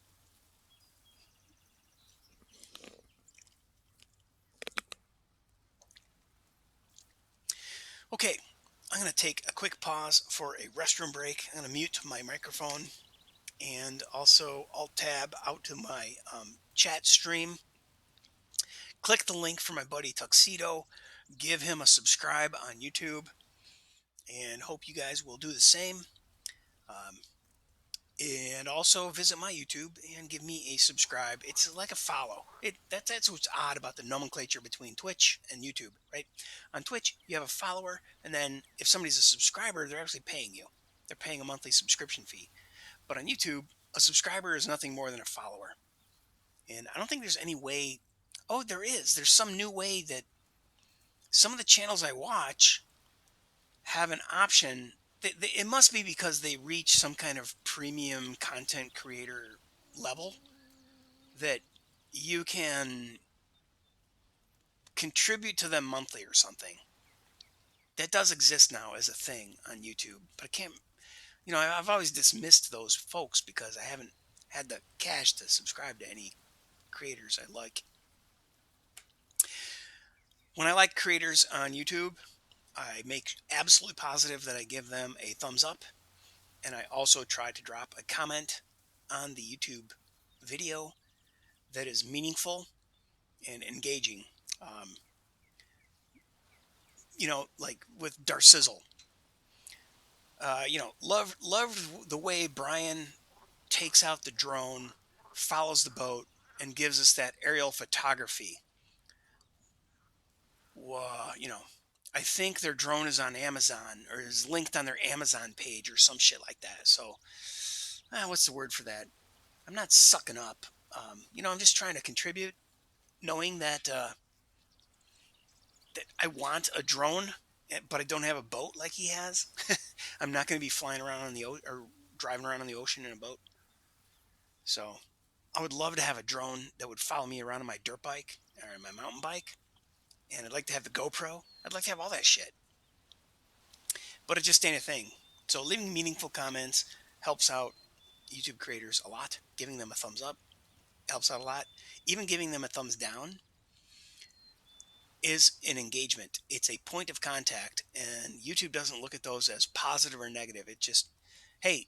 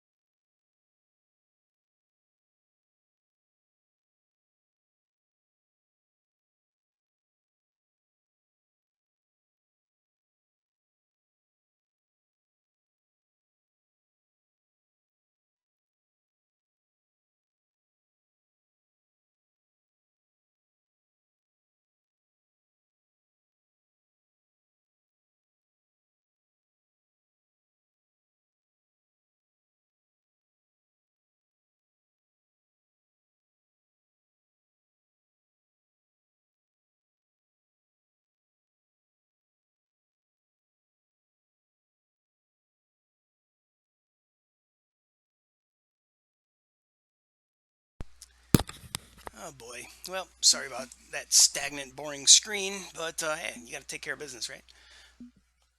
And I am going to go fishing. Oh, I'm so glad I broke that 18-pound barrier. Woohoo! 19 and 20 are next.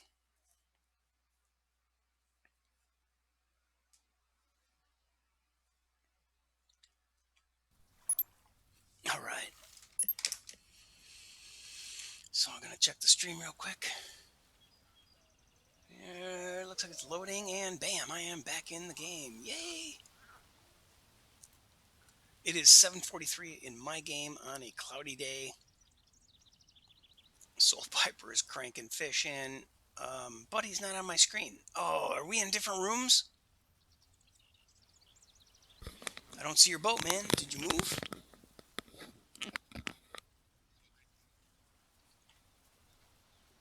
You moved. Did it become nighttime for you, or did you swap times?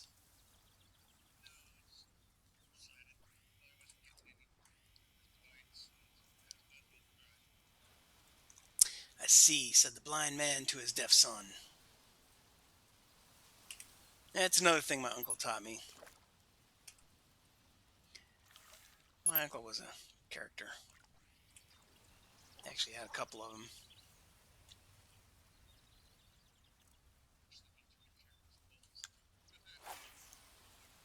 Oh, hell yeah, man. Blue crab probably tore him up.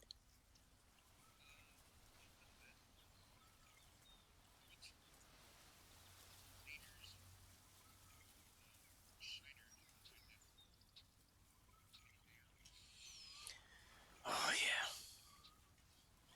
You know, you can catch 30 or 40 fish easily there with one net. Even though they're big fish and you have a big net, you might be burning through 50 shiners a day. Really easy to go through the shiners, man. Oh, did you catch? Pardon?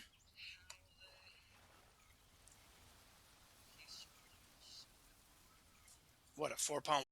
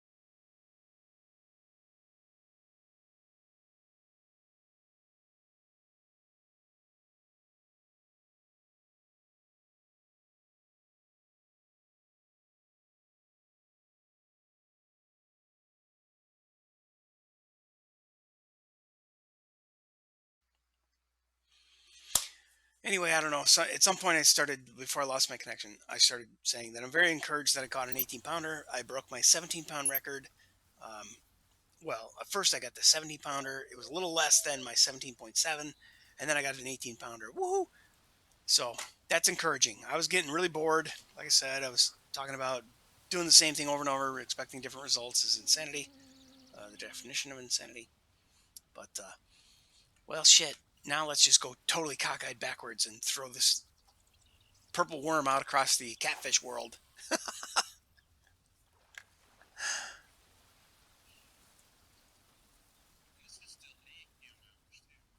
Yeah, yeah. As soon as it hits fucking nightfall, that place is going to be off the hook, man. Did you have large cup bait? Yeah, okay, so large cup bait is the magic formula for right where you're at. Wow, I cannot get this thing off the ground. There it is. I had to crank up my reel to 3 speed. Or triple retrieve.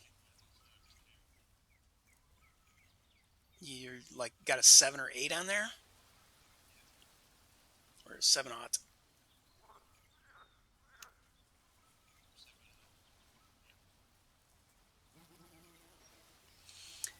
I was expecting a catfish to take a random stab at a 6-inch purple worm, but nope.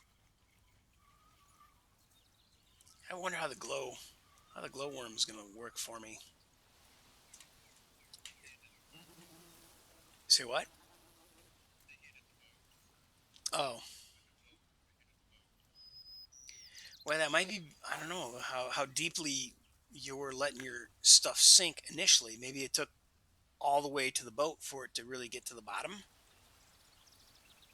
Did you cast and then wait and watch it sink, or did you cast and just start retrieving? Oh, okay.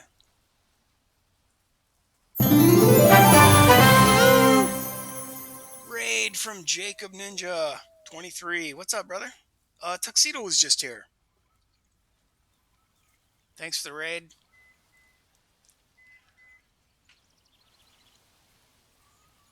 What were you just playing, brother? I imagine Call of Wild.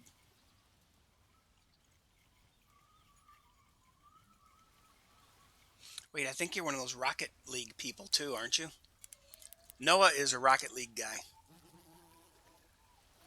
He loves Rocket League. And I get it. You know, you can jump in, play one round.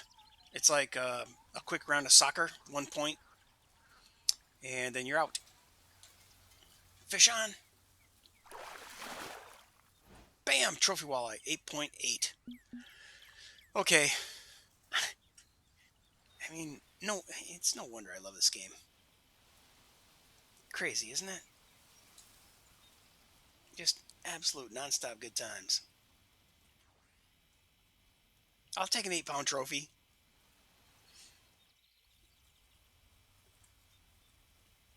Alright, so I'm going to peel off this and drop an anchor. Okay, yep. I look to be in a good spot. Get back on the front deck. I said I was going to throw a glow worm just for fun. Here's jigs, glowworm 6-inch. Yep. On my Carolina rig. Jake, I broke my record, dude. I had a 17.7-pound walleye, and now I have an 18.4, I think it is. I'm shooting for a 20-pounder, though. It's not nighttime, but I'm still throwing this glowworm. What are you screaming about over there? Oh. Oh, you're juggling.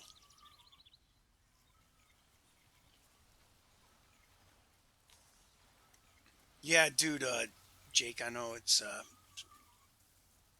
a lot to take in, but we did a tour of Michigan for Fishing Planet. At some point, probably an hour into the stream, I opened up my map and I went through all my markers and I showed people where you go to catch the 50-pound pike and the 50, 60-pound muskies and the 90-pound catfish. And I don't know how much you've fished at this lake, but it is spectacular, dude.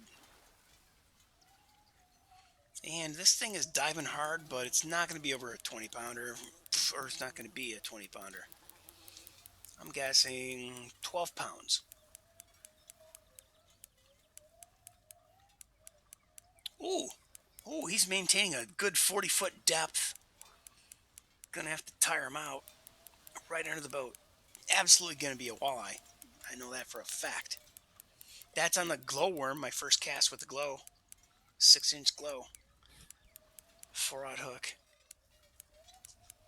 I'm using a Carolina rig. I think I have only a 6/7 ounce. No, 5/7 ounce sinker. I might have 1 5/7 ounce. I forget. But oh wow, I'm gonna revise my prediction. This might be a 16-pounder. This bugger is staying down there. Was 41.30. Whoa, then he got tired. He's done. Bam, 18-pound, new personal record. Woohoo! Yeah, I'm getting closer, girls. Oh, it's party time. Say what? Oh, I did. I did. You heard the chime stream. Bling. Oh yeah, and the stream is live. Woo! I underthought, underpredicted, overthought, overthought, underpredicted. All right, well that's freaking hella cool. I'm going to keep this, and I'm going to. Oh, I am going to set a marker because I always forget to do that when I get a new PB.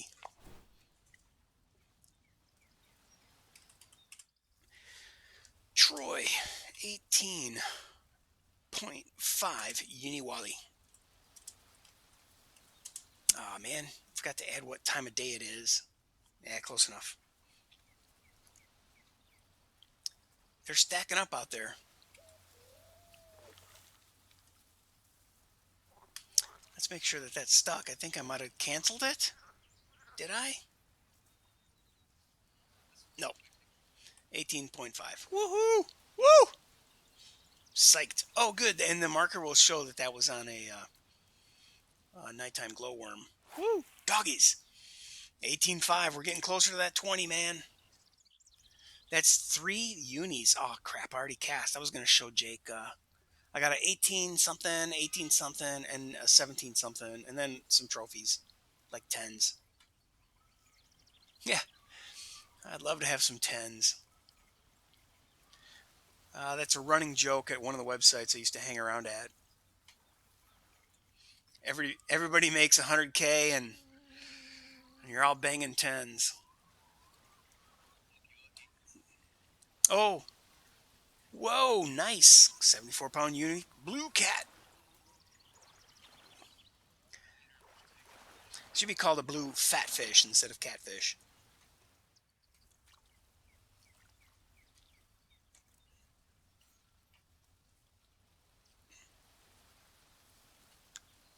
Well, you got a rod stand set up out there with some bobbers and bottom rods. They're all bobbers. Oh, bobbers work, dude. Run the bobber. Run a bobber at 4 foot, 10 foot. Um, who's that old man on Warlord Sully's Discord? Um, not the really really old guy. Uh, his name has fish in the name of it. Fishbone, yeah. I'm pretty sure Fishbone told me that depth doesn't matter.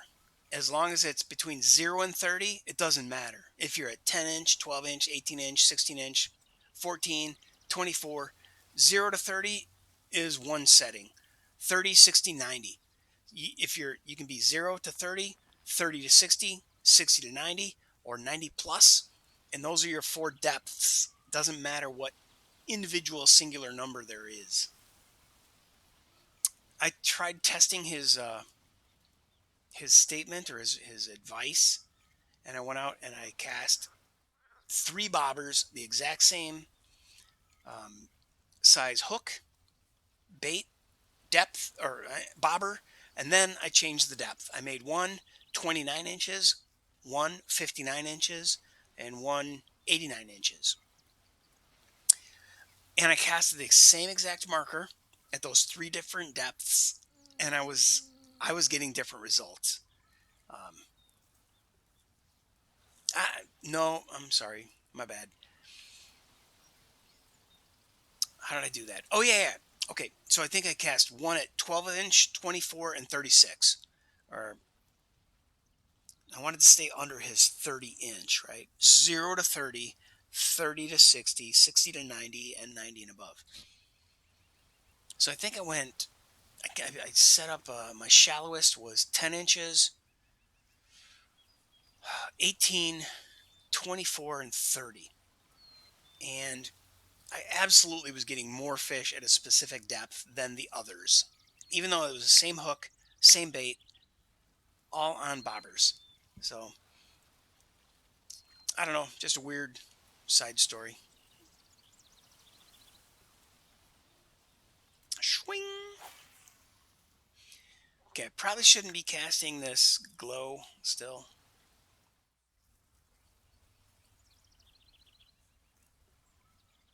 It's rare that you get, back to back. I've seen guys get back to back uni. It's typically on bait. Nope. Fish on. Oh, it's going to be a smallmouth. He's running crazy, running wild.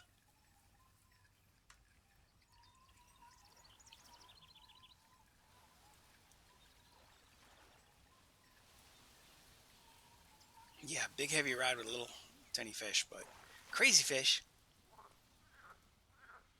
2.7. I would eat that fish all day long.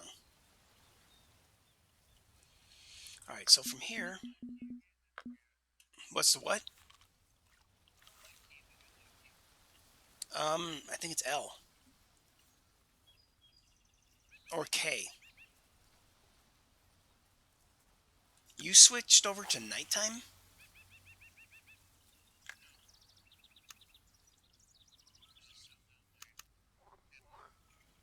Oh, it turned on. You were trying to turn it off. Which should end up being K or J or K, J, K or L?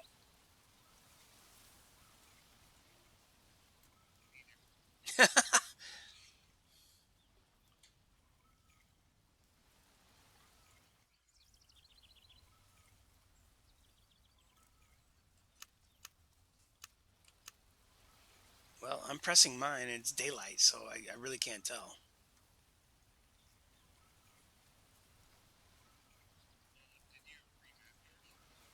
No, pretty sure I'm.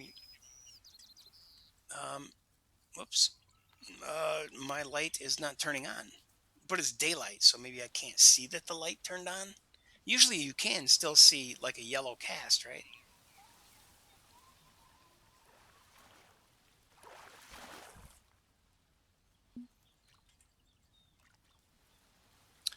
Uh,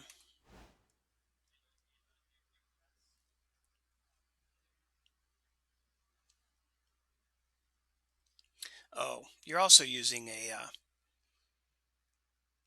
gamepad. It says flashlight on off. Press F. Yeah, I've. Oh, okay. Yeah, man, I never used F before.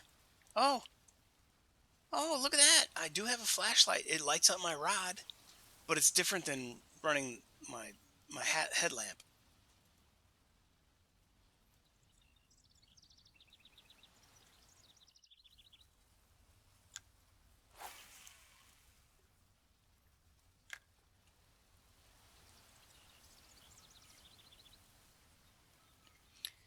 Here, fishy, fishy, fishy.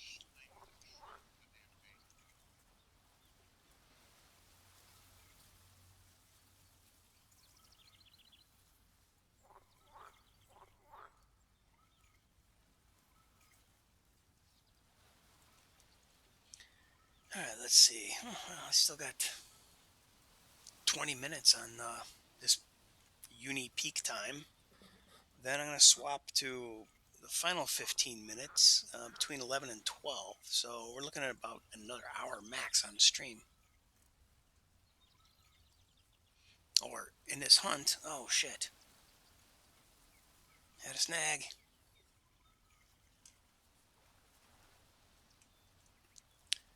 The crayfish. Now, come on, man. When I catch, no, I haven't. But when I catch a crayfish, how come I can't keep that as a bait? That just pisses me off.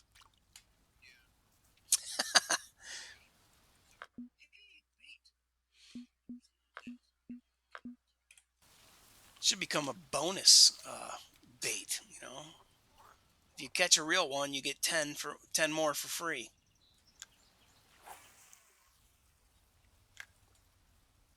Actually, you know what? Where you're at, those frickin' catfish, they'll eat anything, of course, but they'll eat frogs and crayfish like crazy.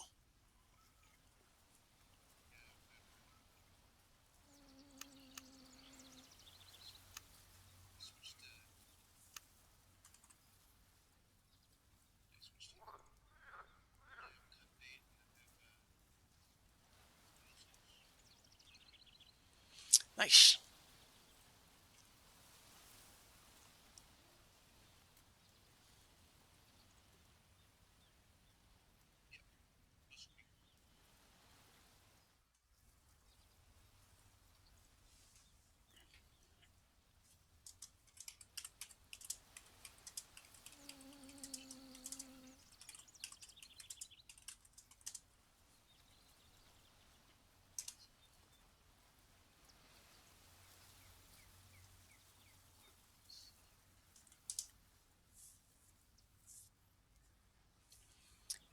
Bam. I'm learning. I'm picking up my tricks, figuring out some ways to encourage people to move over to YouTube for replays. All right. Man, that quarter ounce purple spoon, purple narrow, it's so lightweight. It takes forever to sink. And then retrieve, you have to retrieve at 1x. It's super slow. Bam, fish on. I'm not complaining. Well, yeah, I was. It's a crazy ass smallmouth. Wait, it's a trout. Trophy Brook. God. Oh, 9 p.m. Nice. Oh, I can't cast that far.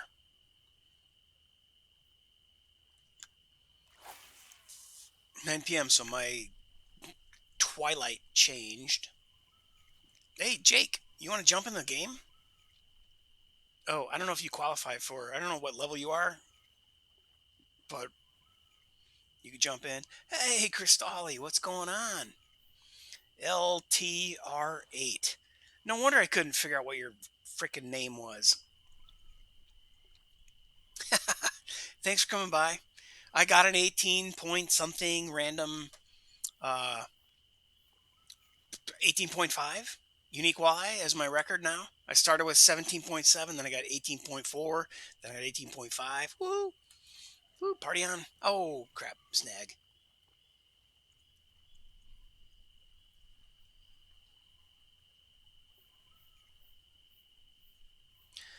LTR. Later 8? Later 8? Ladder 8? Does that mean something?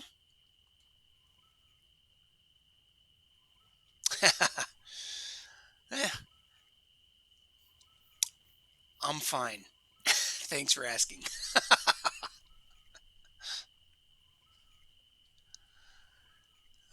Soul Piper's here. We're doing a, well, he's piggybacking on my stream, I guess, or he's guest hosting.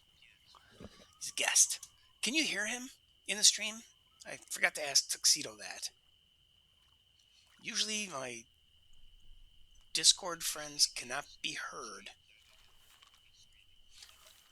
Barely. Okay, yeah, then it's the same exact problem, even though I'm using headphones. I don't know if there's a setting to change that, but Kristali says, hey, Soul Piper.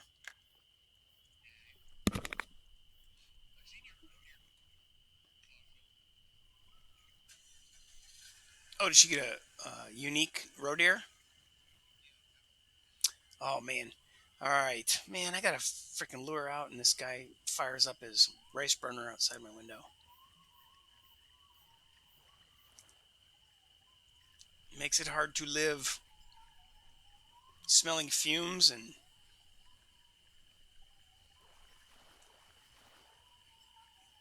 listening to this guy. As soon as I land this thing, I'm closing the window. Okay.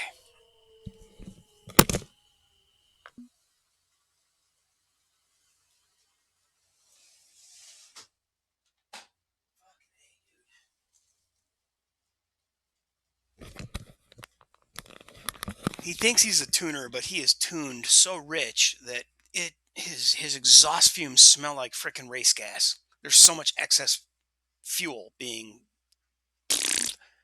farted out his exhaust.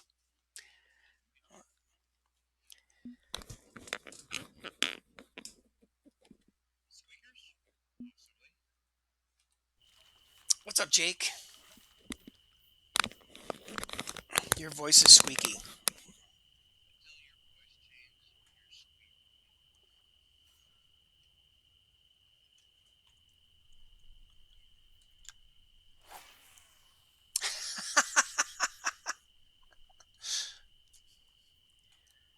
that's an honest take on things.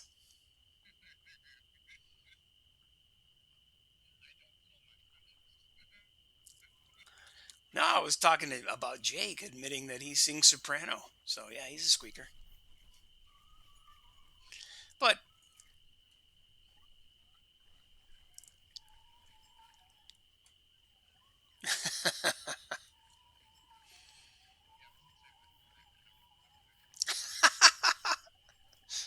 I was the only dude in my French class. Yep, everybody else took Spanish.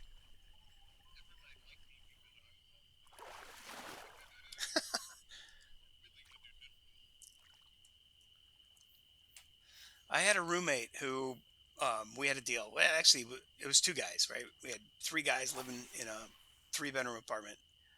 Well, actually, two bedrooms, and one dude slept on the couch even.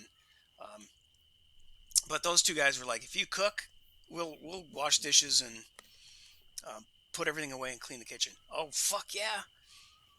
I love to cook. I hate to clean up. And we didn't have a dishwasher or anything, but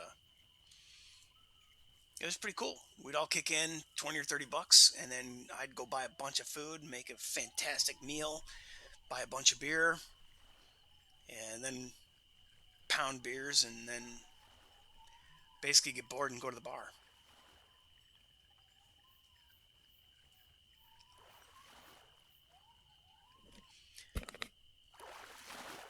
Well, we were 19. Wait, we were 20 years old. We were 20 years old in Alaska. There was really only two bars in town. So anybody who was of Wasilla, Palmer, Palmer and Wasilla. I guess if you drove the extra 15 miles, or I guess it was only 7 miles, but 15 minutes over to Palmer, there were two more bars in Palmer. Well, there were probably five or six bars, but you only like young people only went to two bars in each town because the old timers went to all the other ones. But when I went out smoking dope and hanging out with the old timers, we went to one of the old timer bars, and guess what they did every Friday was wild game buffet. I ate bear, I ate beaver, I ate well, they had muskrat. I didn't eat that. Um, they had seal, they had whale, they of course had moose, caribou, elk. Not every single week, right? But once I learned that hey, it's wild. Yeah, it well, everything that's native to Alaska. We had ptarmigan or spruce grouse.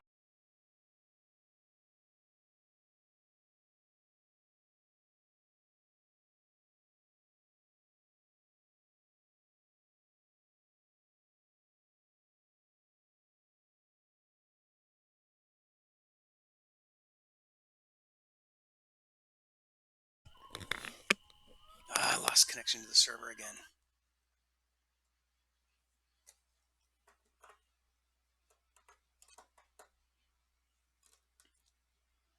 Yeah, there was never like walrus. I do remember whale and seal. I didn't try either one. Um, Salmon, halibut, trout. Every once in a while they'd have like a seafood theme, a mammal theme, stuff like that. It became one of my favorite places to go on Friday. I received a gift. Oh, Soul Piper bought me the Bloodhound. Hey, thank you, sir. Haha. I just had a puppy. Oh, man. Are you kidding me? I have to give it a name? Oh, wow. That's going to be fun.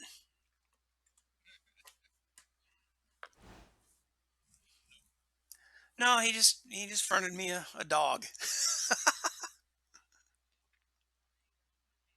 Woohoo! Oh, Tuxedo gave me a follow over on YouTube, so I am at 28 subscribers on YouTube. Excellent. I picked up some random follower today. Got 97 followers here on Twitch. Three more to go. Awesome. That's fun.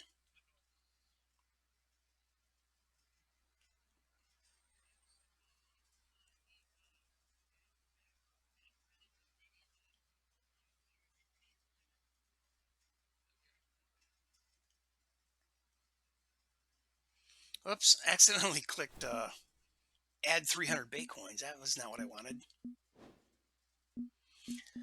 I'm Yeah, I was trying to accept the dog. I'm pretty sure that that got accepted, but then it popped up and said, "Oh, you want to buy these 300 Bitcoins?" And it said continue transaction, and then it whatever. I said no to that.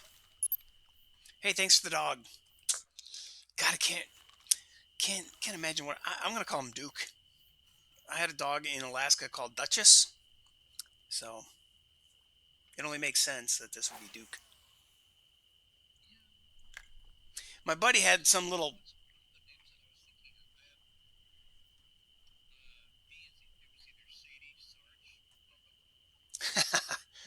Well, when I was 9 years old, we moved to we moved out of the heavily populated city area.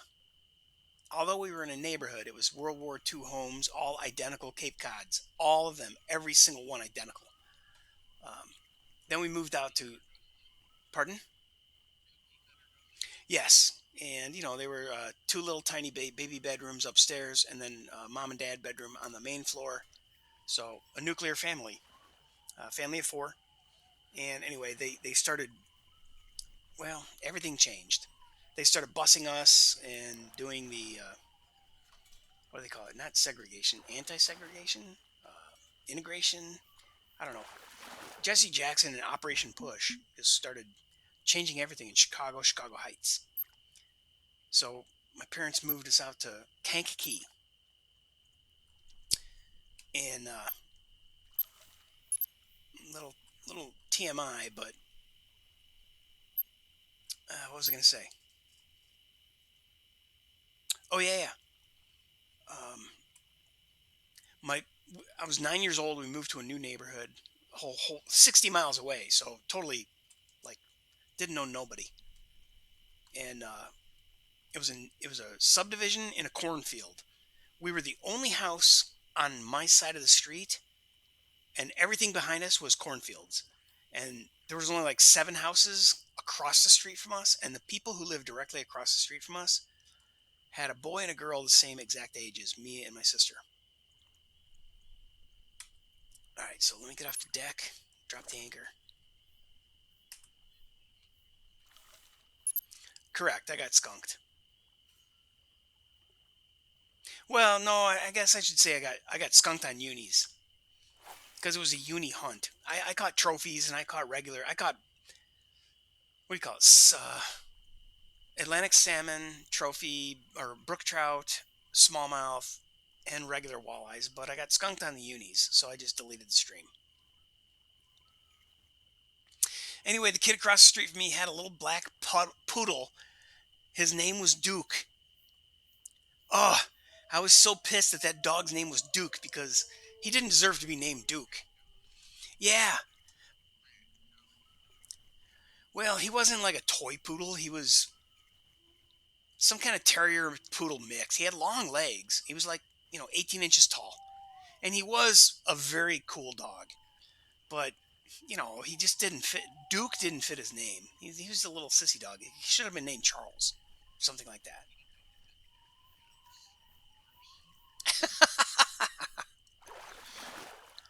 Yeah, my dog Duchess was half golden retriever and half chow chow.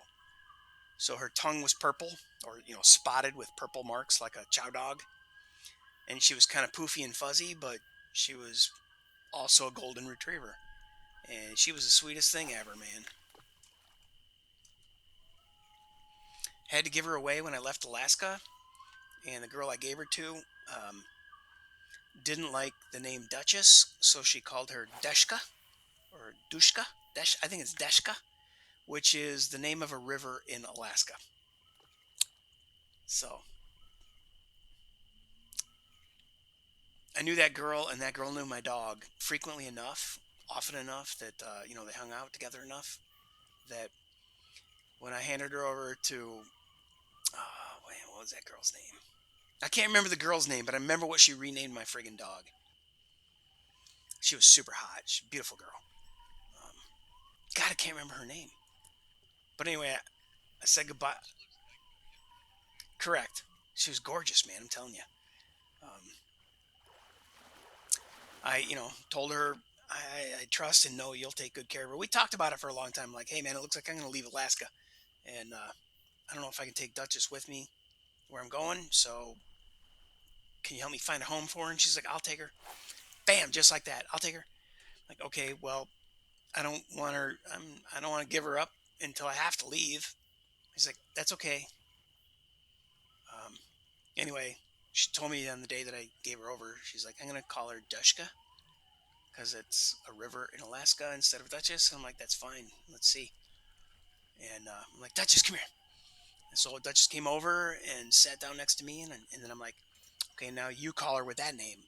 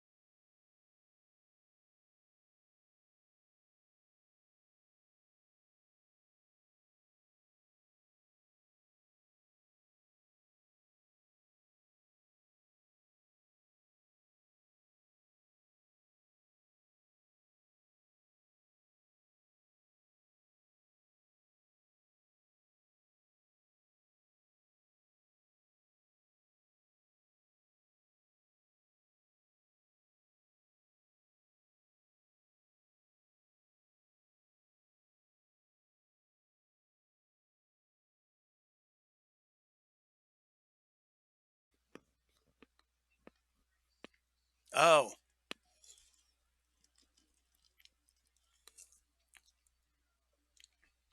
oh, oh, man, that's enough to make a grown boy cry. So what's your dog history, Soul Piper?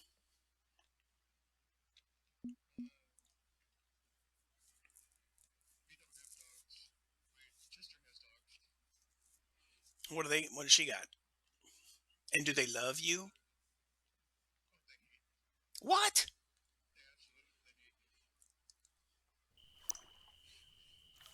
Are they?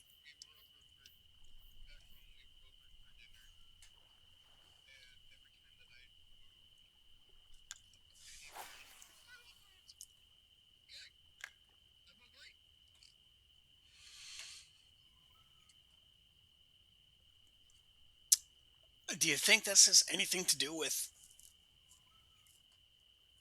what? No, your voice or movement, or is it? Do they treat everybody like that?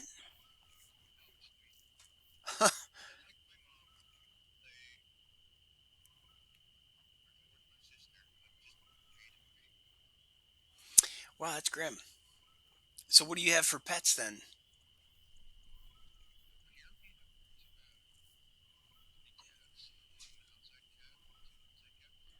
And historically, as a kid, cat family. I see. I always hated cats. I thought they were dickheads until I moved to Alaska. My uncle had a barn cat, and I actually had to kill that cat. He got rabies, or he got something. Um, but I was like, "What is this rat, nasty, fuzzy, flea-bitten thing in your garage?" He's like, "Ah, he kills the mice." I'm like, "Does it have a name?" And his daughter called it Nikki. And every day when we came home, the thing would run outside and jump on the hood of the truck because it's hot, right? It's freaking Alaska. And he would jump on the hood of the truck and just curl up and sit there and enjoy the warmth of the motor radiating until it got cold, and then he would go in the garage again. Um, oh man, I blew my anchor. So eventually, I'm like, this cat hasn't been. He's like skin and bones, man. Nobody takes care of this thing. And so I started buying friggin' cat food and feeding the damn cat just to keep it alive.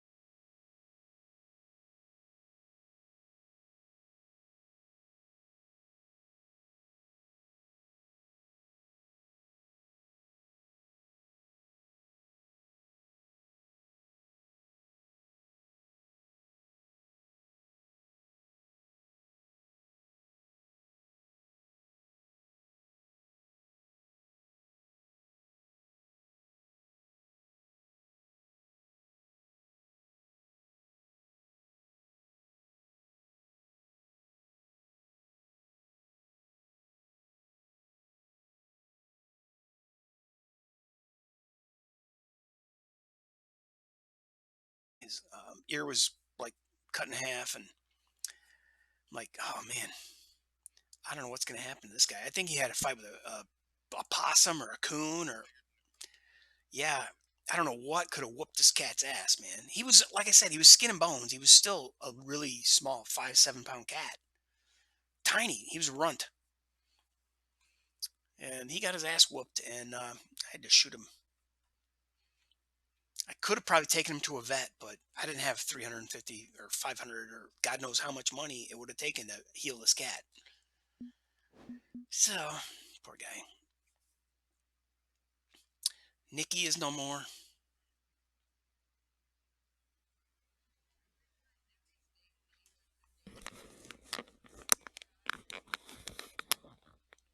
Oh, yeah.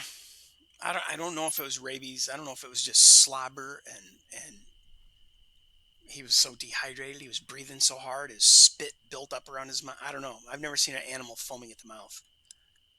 He, so I wouldn't call it foaming. It was more like I don't know. I just carry that little bit of guilt with me that I fucking killed a cat that I loved, but I felt like it was for his own good. Oh, really? That's grim.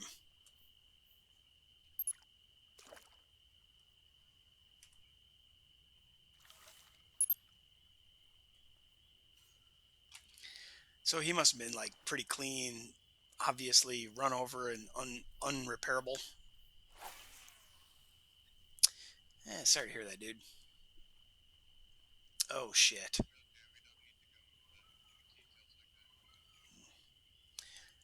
Yeah, it's grim. So, how old were you then, man? Like 14?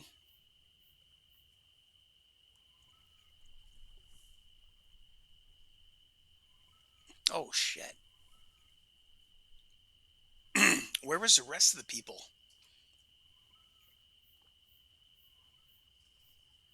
Wow.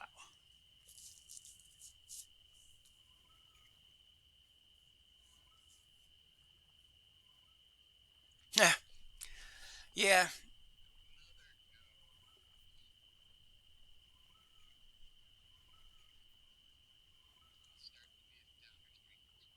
Nah. Nah. We were just gonna shift gears.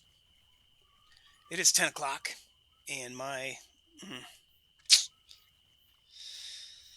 my time is up on the unis. Oh. Oh, I see. Yeah, this is on the cloudy day. I gotta skip till 11 p.m. Wait. Well, shit. It's. Okay, forward time.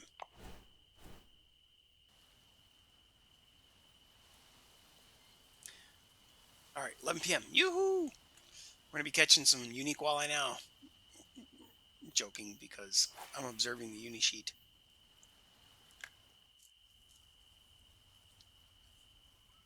No, man, but that's part and parcel of hunting and fishing and living.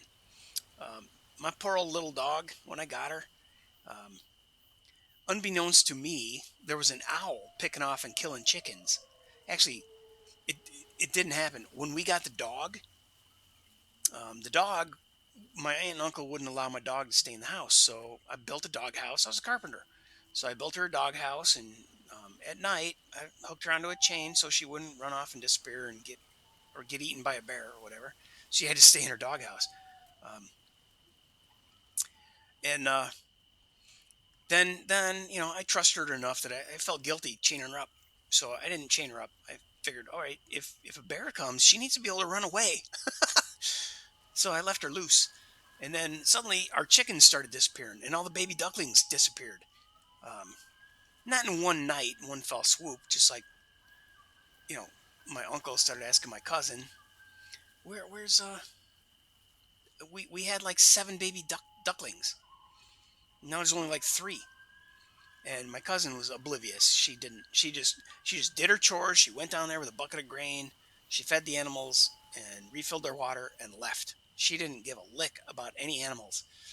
Whereas my aunt went down there and petted the goats, and she milked one of the goats who had babies, and she had baby goats. And I was I was taken by the goddamn turkey. Frankly, uh, Tom, obviously his name was Tom. He was the coolest turkey on the planet, man. He would come over and rub up against your leg, like, "Hey, man, you gonna rub my head? You gonna pet me?" It was so weird. I'm like, "No, I'm gonna eat you someday, bro. I don't want to be your friend." But you couldn't resist this thing. He had this weird, creepy head. His head was like covered in warts, but it wasn't really. I mean, it's just turkey head, right? It's that weird, bumpy skin thing, and you pat him on the head, and he was like, you know how cats rub their face on your pant leg, around your ankles?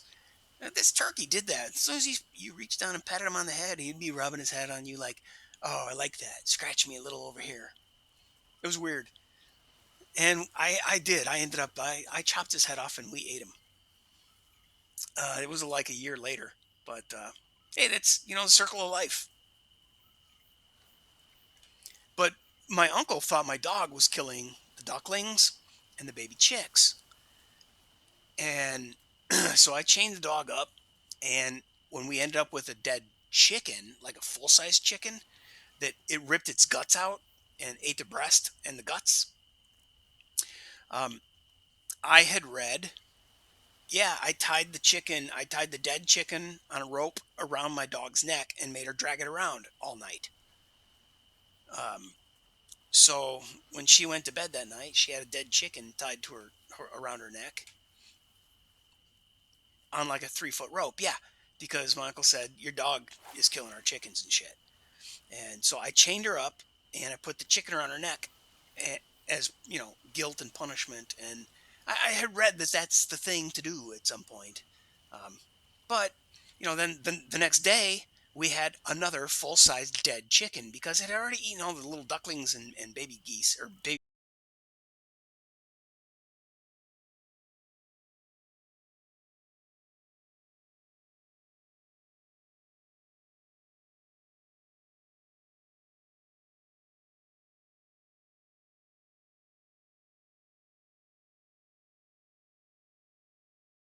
Or then it left. Well, I told my uncle, I'm like, hey man, my dog was chained up. My dog is not the guilty party here. So I unchained her, tried to, make amends and give her hugs. And my uncle's like, yeah, I think you're right. So, what do we do? I think it was way too early to have like game cameras to set up. Um, so, because my dog was being accused, I stayed up late and I watched out the back window, and I found well, I didn't see him attack a chicken, but I saw a giant bird swoop down over the chicken corral. No, man, it's the outdoor corral. I mean, the coop was closed up, but the goats mostly slept outside, and then the turkeys slept outside. They were too big to get inside the little trap door.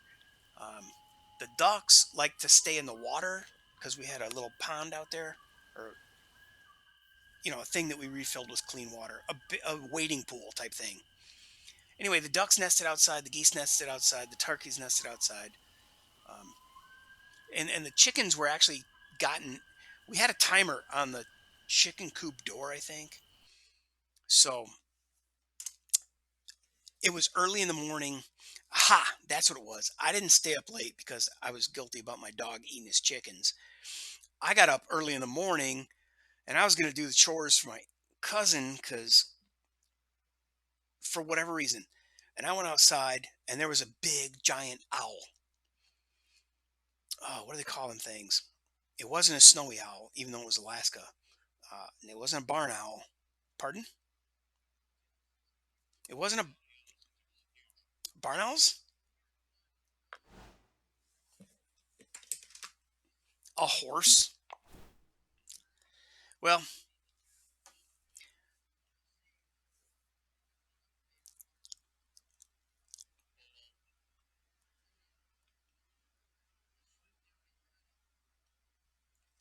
oh, it clawed a fucking baby horse. That's crazy. I think the deal was my cousin had some kind of play or something, and she was out late the night before for or cheerleader party thing or something. So I did her chores the next morning. I went outside and I'm like, suddenly this giant thing with like a 6 foot wingspan swept down over the pen, and it didn't get anything, but apparently it was grabbing shit in the early morning, and it had to be an owl. So we started like staking out the backyard after that, and I almost always fell asleep. And I never saw it.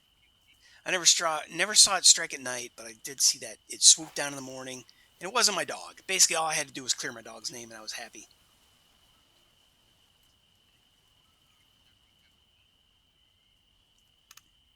My uncle never really actually apologized, but he acknowledged that yeah, it must have been the owl eating all everything.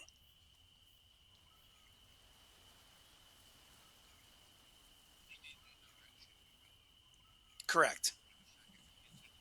Right.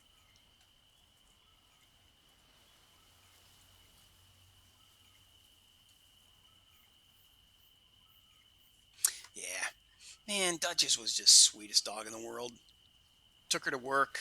Two of the other guys I worked with, we had a 5-man crew building houses. And so there were three dogs just running wild through the woods all day, every day. And then sleeping underneath the truck in the shade half the day. And then running wild and, dog play. God, they would just get so stinky with dog slobber around their neck all after, fake fighting each other all day long. It was gross. She got a bath almost every other day. So she just stank like dog spit.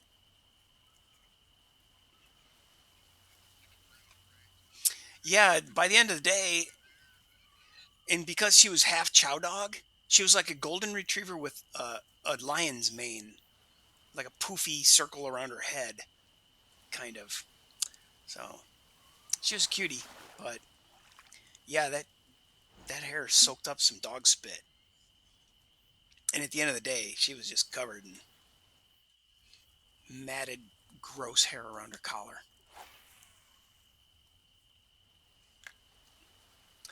Then usually I'd leave work and go over to my girlfriend's house, and her parents had a Newfoundland and a Great Pyrenees.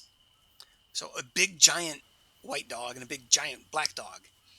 And here's this little half runt golden retriever and half chow, running around biting at these big old Pyrenees and the Pyrenees and the Newfoundland, the Newfie. Oh my God, they were the sweetest dogs on the planet, though. They just played, and the family that owned them ignored them. They fed them, and like they never pet the dogs. They never threw a stick. Nothing. So when my dog came out there, it was like, holy shit, it's party time, dude.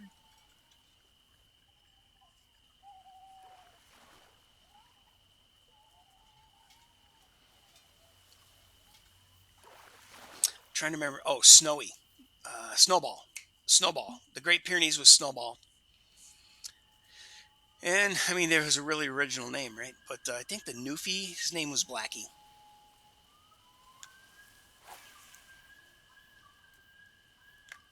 So I can remember the name of the dogs, but I can't remember the name of the girl.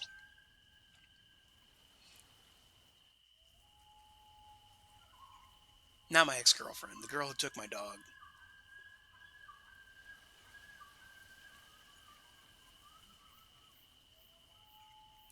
Now she actually had a cat named Sugar, and that was a calico. Dude, calicos have like rabbit fur.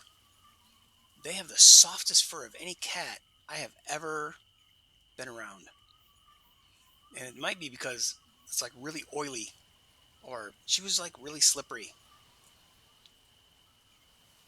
Or maybe she was lazy and then never groomed herself like normal cats do.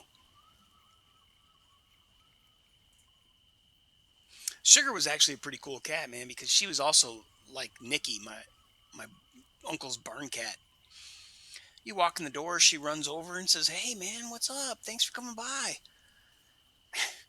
She'd sit on the stairway and like reach out her paw. Yeah, it was a talking cat. No, she would sit on the stairs and she would sit there and paw the air until you slap her five. And nobody else in the house like treated her like that, or she wasn't trained to do that. She would just sit there, meow and wave, meow and wave.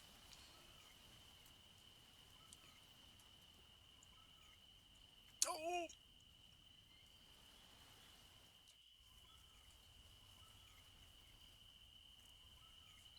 one of the few cats that you could scoop up and carry around, cradled in your arms like you're carrying around a baby, and she was completely content.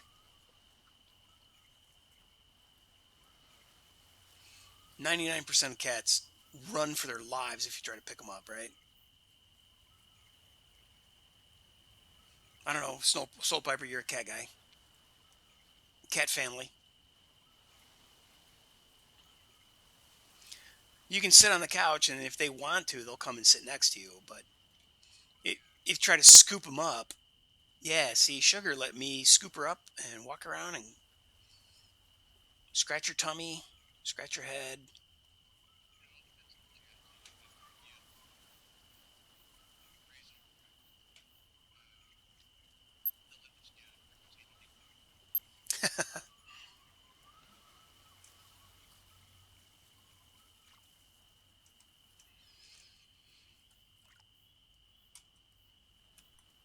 Yeah, when I was a kid, we had.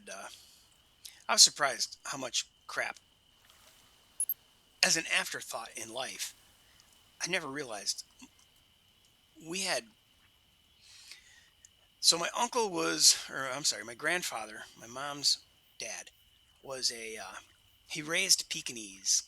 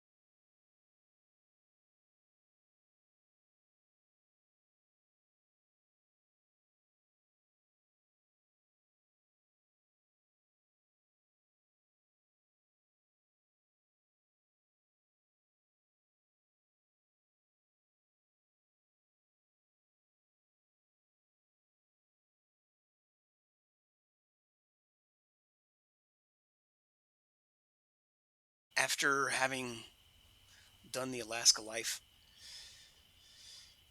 I was going to be mobile for a while, and I knew I didn't want. I didn't want animals, man. It takes a lot of care and feeding.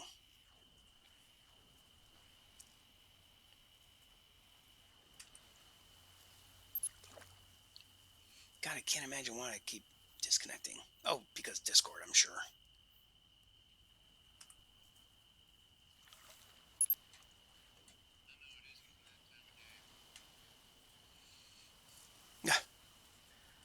Heavy load.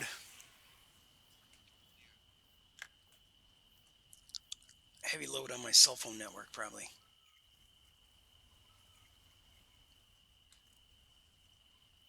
Oh, glowworm. Fish on. No, it's a smallmouth. He's running like crazy.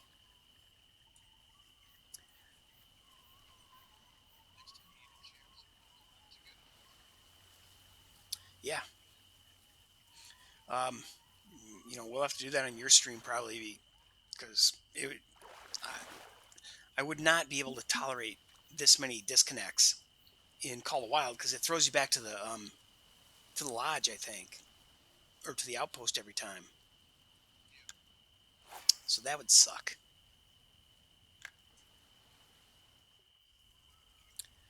Yeah, I'm just gonna burn out. Oh shit! I'm already at.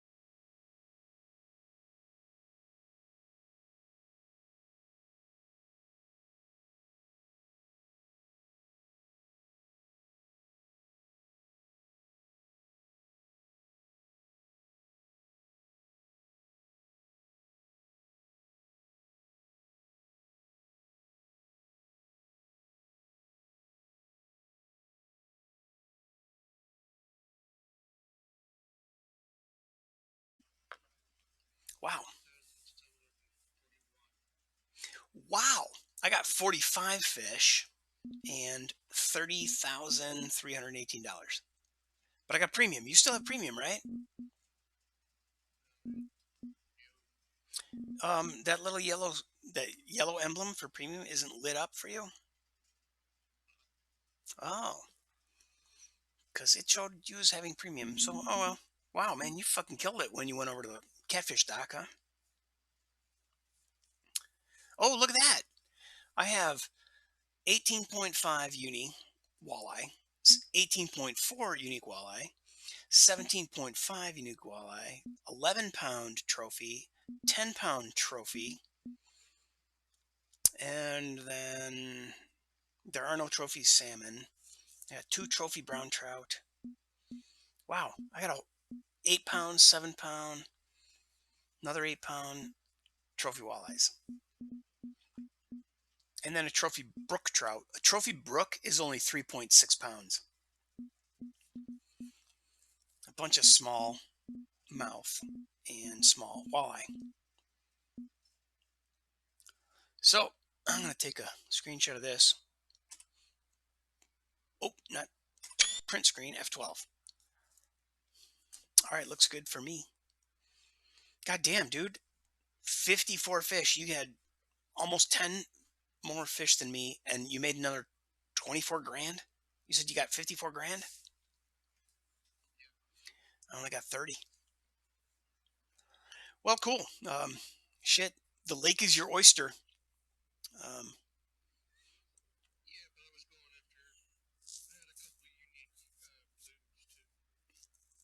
oh, some of those blues were uniques, huh? Fuck yeah. So, what are you doing next in terms of being, what, level 54? Are you trying to get to 58 to get to the next lake, or eh? Like, I kind of lost interest after Blue Crab. The Amazon didn't appeal to me much.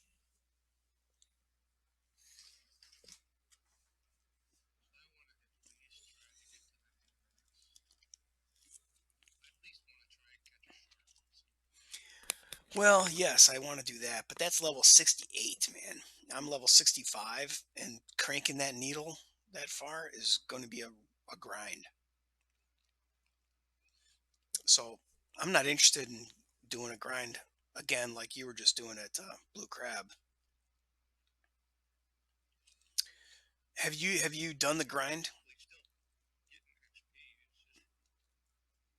Well, yeah, but I'm also intentionally overloading. Like I'm using a 20 or 30 or 40 pound rod to make sure that I don't lose this 18 or 20 pound unique walleye that I'm hunting for.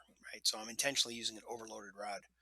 Have you used Willow Lake or the UK, whatever it's called, Willow Ponds, and done the carp fishing there?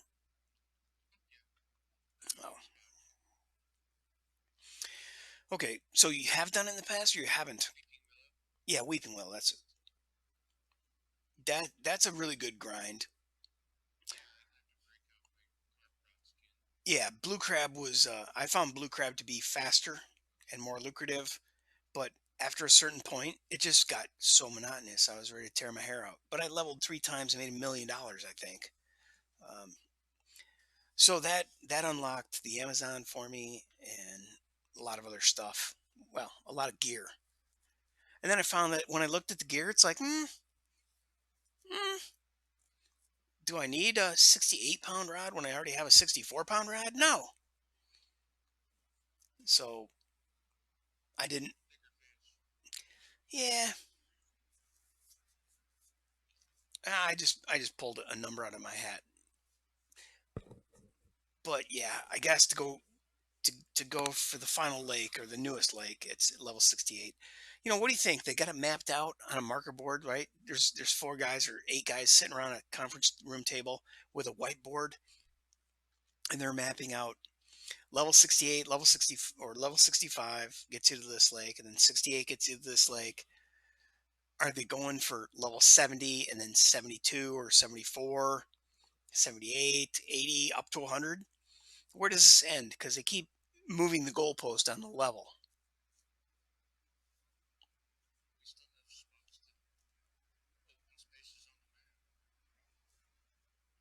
Well, that's true. The the entire globe. Oh shit. But dude, Asia and China are so heavily populated. There can't be worthwhile fish in any of those environments. To me, Europe kind of proved that out, that people have lived there for well over 2,000 years. The United States, not so much, right? We've got less than 300 years of heavy population here, probably closer to 200 and something years of heavy population here. Europe has thousands of years of heavy population. Asia and China have thousands upon thousands of years and immense populations. What could be left? Anybody who was hungry tried to catch a fish and ate it. Whether it was legal or not, the Illinois Department of Fish and Game, Department of Natural Resources, was not present, controlling that they can't keep a 8 pound salmon. Right? They took and ate everything. So I imagine their fucking rivers and waterways are empty of everything except carp. But I don't know. It's now you set me off on a freaking. I'm gonna go down the YouTube rabbit hole about. Hey, Noah, what's going on, man? You're super quiet. Are you in Discord? Yeah, we were just fishing. Dude, I got an 18.5 pound walleye. I was shooting for a 20 pounder though. Yeah. All right. So yeah, 6-inch purple worm, and another one I think I got on a 6-inch glowworm. Yeah, yeah. My record fish was after dark on an 18.5 or 18.5 pound walleye on a 6-inch glowworm. Yeah, with a 4/0 hook. I was in a boat off the floating dock.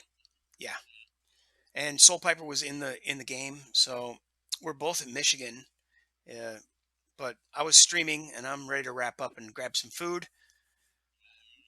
But if where are you fishing lately? Oh, okay. We were just talking about you got to.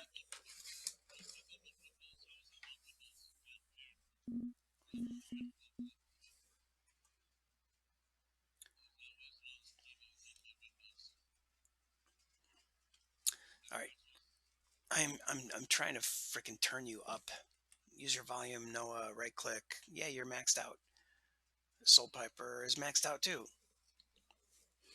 Oh wait, there's a stupid little control thingy on my microphone or cord. Oh, that works. Holy crap! Now you guys are louder than shit. Pro streamer. I'm gonna try to stay here for a little while longer and see if I can get a 20-pound walleye. Um, yeah, I've been trying to just backtrack onto lakes that I enjoy and try to break my own personal records. So I had a 17.7-pound walleye and I'm going for 20. Well, now I'm up to 18.5. I'm still going for 20. But I tried this in Florida in the Everglades. I have a 13.3, no, 13.434 largemouth bass, and the leaderboard is only showing 12.6. And Soul Piper just confirmed he saw information somewhere or heard the developer stream or something that they knocked the yeah 12 pounds is the maximum now. They've reduced a lot of the shit. Oh, it's coming from Sully. Okay. Well, yeah.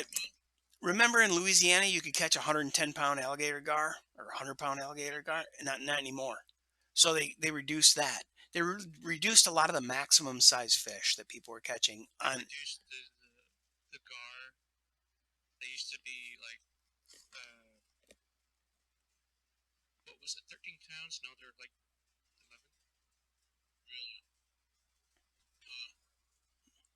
Uh,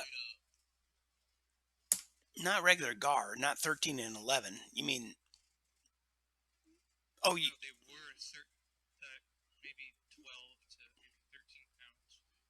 talking largemouth. Largemouth. What species are you talking about?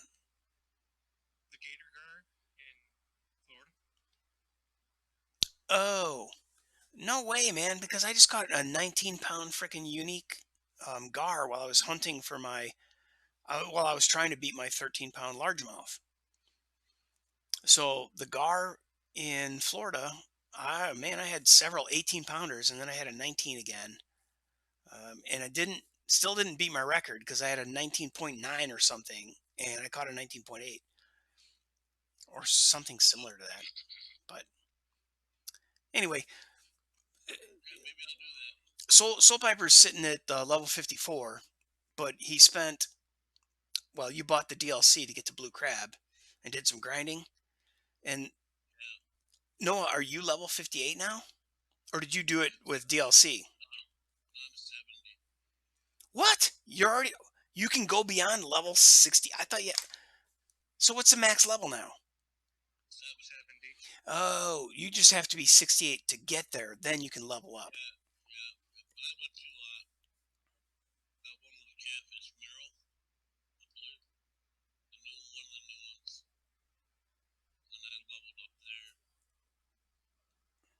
Oh,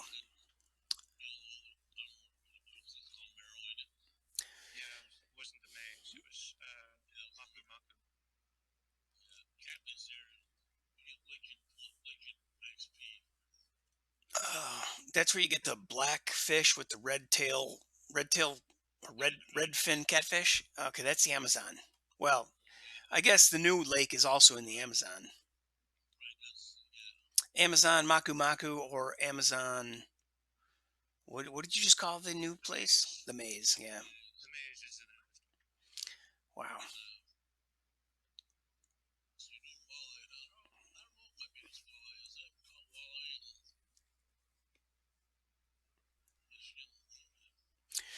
Yeah. It kind of like before today. I spent I think I spent well, 3 days in the game, but it took me like five sessions. I jumped in the morning and I fished a little while for an hour or two. And then I jumped in and it was still the same fishing day. And I fished a couple hours. And then I jumped in the next day. So it took me 2 days to get through one fishing day in the game because I just wasn't like hell bent. I don't play hell bent anymore on this game. Um, so I jumped in and I played, but I spent more or less five fishing sessions, but it was only three fishing days in the game. But across five fishing sessions, I picked up a 16 pounder, 16 pounder, 15 pounder, 10 pound, 8, 9, 8. So I wasn't getting anywhere near 20. And I was like, oh, well, this is crazy. I should just quit. And then today I picked up a 17, an 18, and another 18. So now I'm kind of like more optimistic that I might be able to get on that leaderboard at 20 pounds. Really? You have a 20.9 freaking walleye? Wow. Congratulations, man.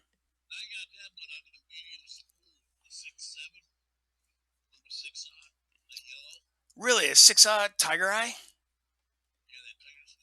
Oh, wow. Oh, wow.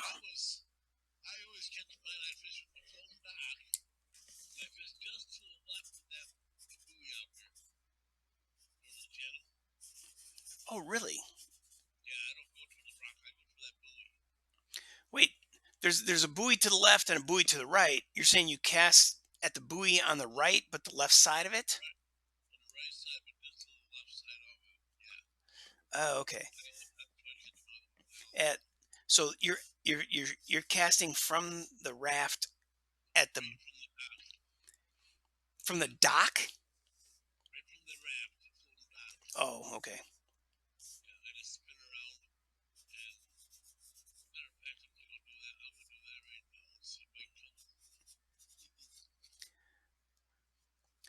But I'm still unclear. When you're standing on the dock, there's a buoy that's really close on the left. There's a buoy that's really far on the right.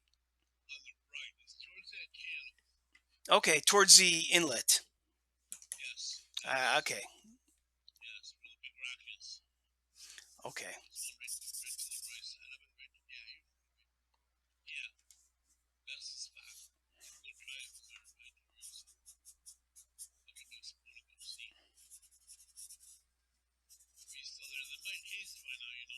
Yeah,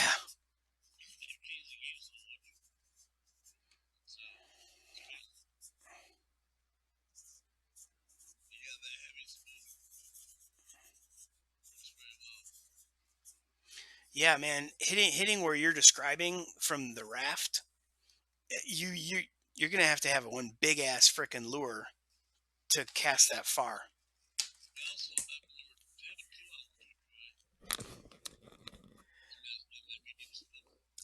Yeah, I think that's the only way you get to. You said a 6/0, huh? Wow, man, that's freaking amazing.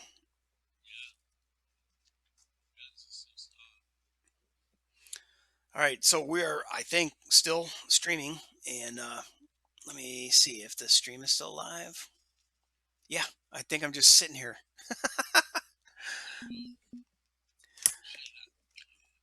All right, I'm gonna grab food, and I'll check in with you later to see if you caught something out there. And I'm looking. I wanted to ask you a little further about what you. Well, if you got a minute, what are your thoughts on the maze? Is it fun? Did you catch a shark?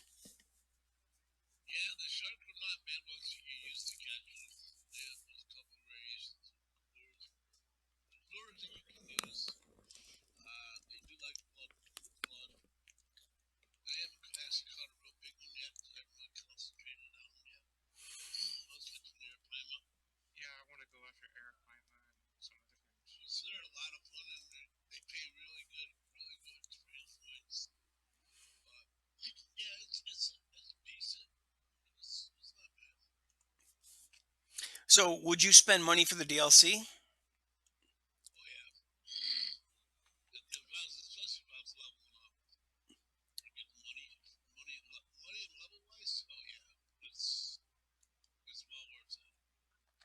Well, I think that's a ringing endorsement. I figured you got their. Sorry, go ahead.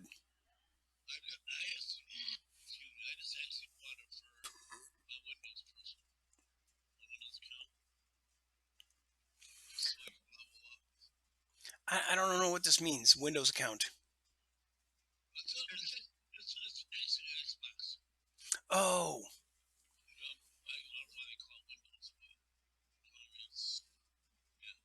so It's like it's the difference between Fishing Planet and then the Fisherman is on Windows.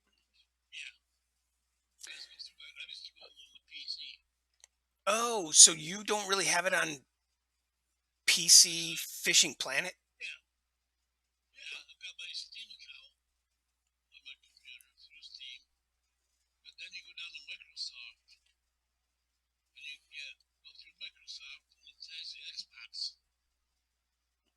Yeah, Windows Live, Xbox Live, kind of combined thing. I see.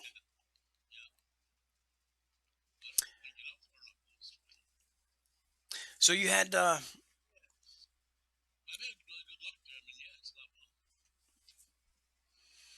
and you got there straight by leveling up at previous lakes, or you did buy DLC to get there.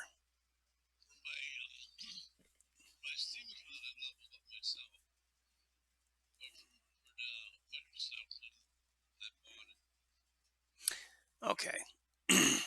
So for the Microsoft, when you refer to it as a Microsoft, you don't play on console or Xbox, do you? Okay. Right. I see. Okay, that's like I buy shit at CD keys and then I activate it on Steam. Oh, now I see what you're saying. You got the DLC there, and then you applied it to your Steam. I get you.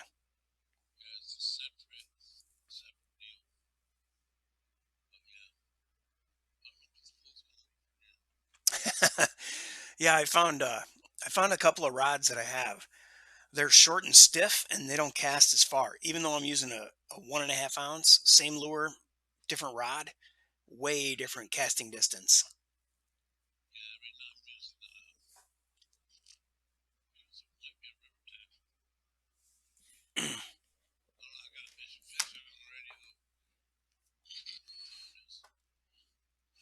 All right, so Noah, we were talking about dogs and cats and pets and shit and livestock owned in the owned in the past.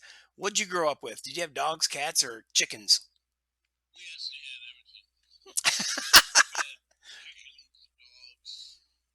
Did you have goats and turkeys and geese and shit?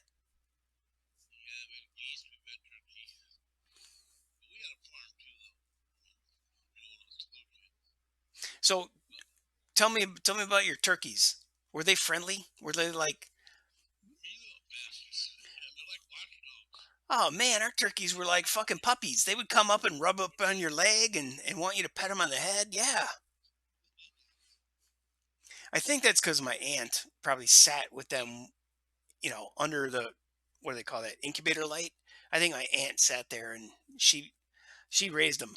But then when I came along, they were just happy to see any human. It's like, hey, human, pet my head. And they came over and rubbed against me, man. It was like weird. And then I killed them and I ate them.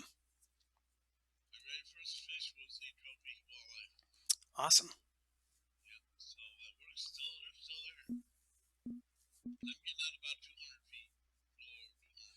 Oh my God. I don't have anything that casts 200 feet. I don't know, man. I'm cheap. I don't buy much.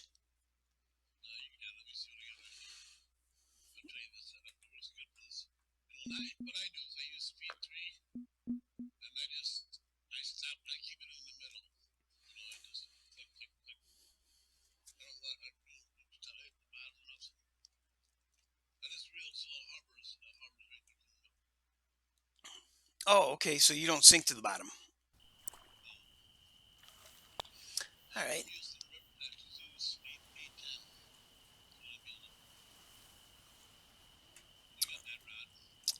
I'm thinking that that's what's in my hand. No, I got a Loki 810. And here's my Rivertex Zeus 810. Yeah, I got that right.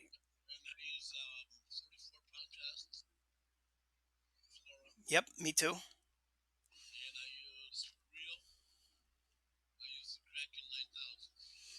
I got a Griffin Spod 9000, but it's rated for 45 pounds.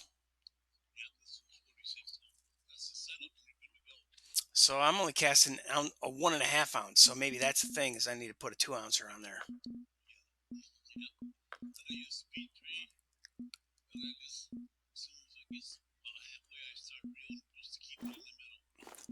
I happen I happen to have a 2 ounce with me. 2 ounce yellow, but I don't have a 2 ounce red. Red I thought was the hot setup. Oh, okay.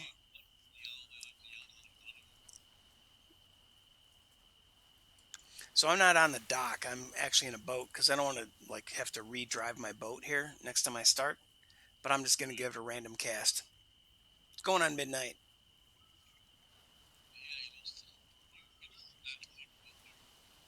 Yeah. Oh shit. Oh snag. Thought I had one. Yeah.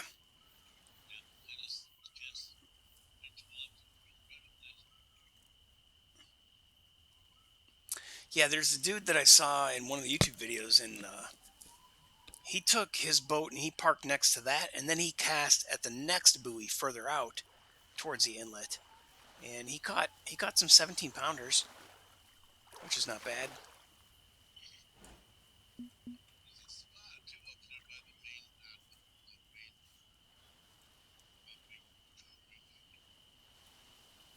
Yeah, right from the inlet, I've cast from that dock into that little tiny blue hole. There's like a little deep spot, and there's like a trout. Well, I've caught unique trout and unique walleye in that hole. Shit, anywhere you go in Michigan is a good time.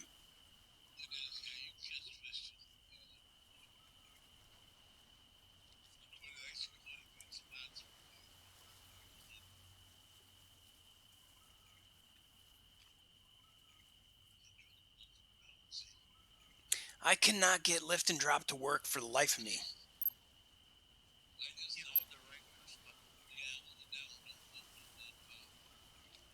But but then you hold the right mouse, but then you have to click the left mouse, and then I suddenly am twitching. I don't get lift and drop.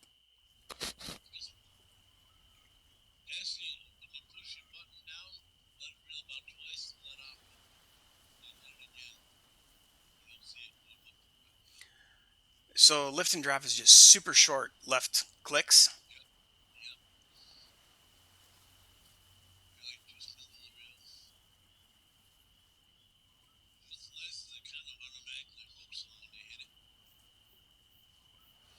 Nah, man, I always goes to it always turns into twitching on me.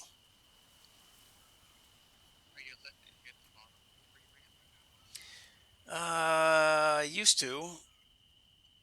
Now, of course, I'm too close to the boat. I think maybe I had my reel speed at 2x. So you probably do the lowest retrieve speed. Oh wow.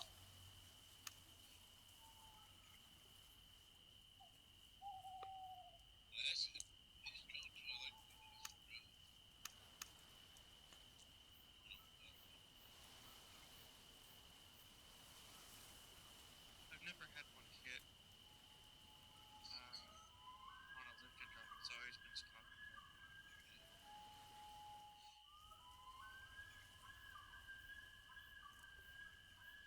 I can't get lift and drop to be more than one dot, but by making my left click really, really short, like two spins, it is staying along the bottom, and I got lift and drop with one dot. It's not flipping over into twitch. Ah, well, but like Soul said, a lot of times I end up falling into stop and go.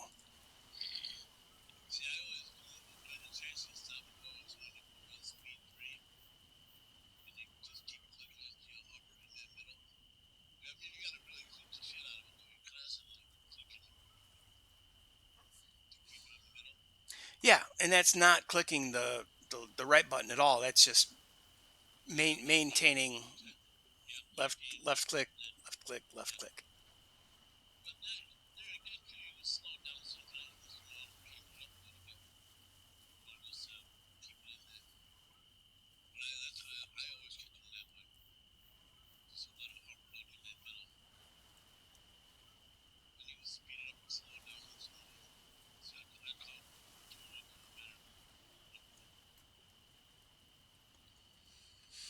Well, I'm sure my angle of attack is off because I'm doing it from a boat.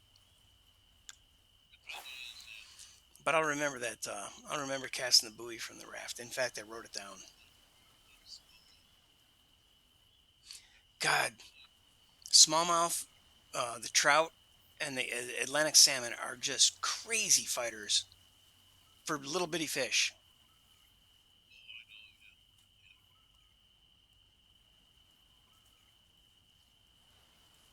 So my real life fishing license expired, I guess, April no March 31st. So April 1st, I needed to go renew my fishing license, and I went to the store and the printer didn't work. Like, yeah, the computer works, but the printer doesn't, so I can't print your card. But you could have one electronically, and then you show the game warden your phone. I'm like, no, I'll wait for your printer to get fixed. I'll just go to a different Walmart.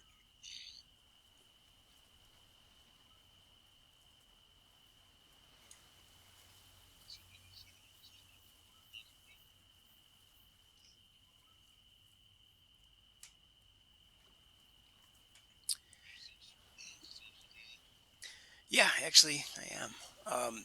This big old spoon, I'm not getting jack on that. Yeah, the yellow spoon. I'm tempted to go back to the. Oh, not the shiners. Going back to the purple worm.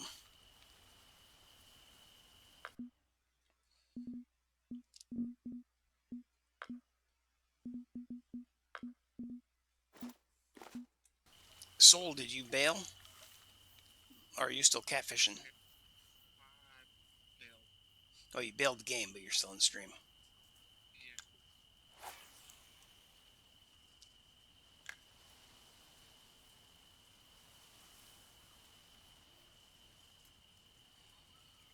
Was debating on whether to work on my challenge or not.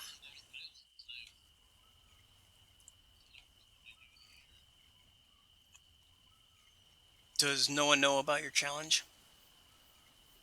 Yeah.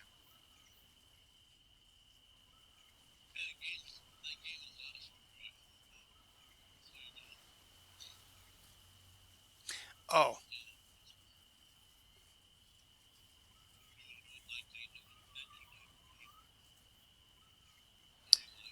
I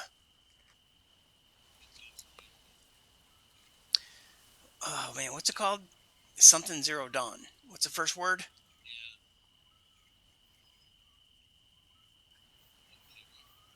Ah, Horizon Zero Dawn. that's it. So I watched that game and it was advertised as a YouTube I'm sorry, an Xbox exclusive. PlayStation exclusive. Or okay, yeah. And I'm like, ah, well, it's never coming to PC. But I want to watch. This game looks really, really good. So Always wanted it too. I watched the Rad Brad do a whole playthrough, and now I have no interest in playing the game because I've already seen it. And then it came out for PC, and I'm like, ah, fuck, I would have played that game.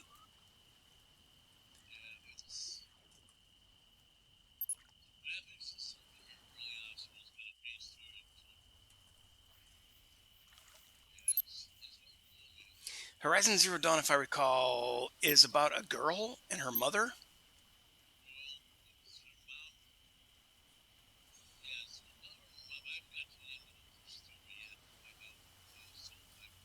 Okay, right. So the girl is separated from her mother, and she's trying to find her, and she meets up with a guy who helps her. Isn't it kind of like a team thing? No, it's only her.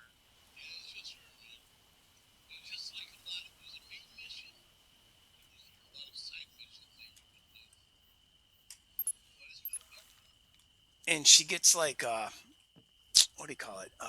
Bow and arrow and stuff. got arrows and different. You can upgrade your boys. You can upgrade your sword. You can upgrade your outfits, all that kind of stuff. Yeah, it's really cool. You enjoy it. It was probably on my wish list somewhere. Like, you know, Enjoy it. It's still on under what selling platform though? it's Epic? on Steam. Oh, it's on Steam. Okay, then it's probably still on my wish list. It just hasn't hit that sweet spot of price point, or it hit it and I was like, I saw this on TV. I'm done. You'd really like it. It'd be a good mystery. It is a good one. What's that other game that was really appealing to me? The guy on the motorcycle who drove around like in Zombie World. Oh, It I just recently looked at that. it was going to be Xbox or PlayStation exclusive and never come to PC. So I watched the whole damn thing. I think again that was Rad Brad because he's a nice guy. I like listening to Rad or Brad. Um, uh, anyway, it was pretty cool. I'm like, yeah, I could see that would be really fun. This game would be really fun. But oh well, it's never coming to PC because it's an exclusive. Well, later it came to PC. Now, where are you casting your unis? Your uni at? Well, I take the boat and I park out near the. Okay, I drive to the raft and there's a buoy at the left, Yep. and then there's that one at the far right that you say you're casting towards. Right. I stay on the dock. Well, I don't stay on the dock. I get my boat, I go to the raft, but then I go out and I'm about 30 feet to the left and 10 feet behind the buoy on the left. From there, I cast at the shore and I go for the footpath, the boulder, and the other boulder. So there's three big rocks. Right. A lot of people go for the left. Go in the middle.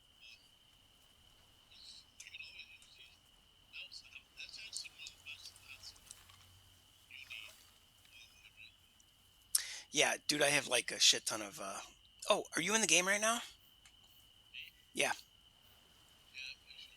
Okay, then I can go ahead and send you some markers of where I'm casting at, but you're gonna probably have to be in a boat in order to hit those. Do you have available markers so that you can accept them? Yeah. Okay. I'll show you.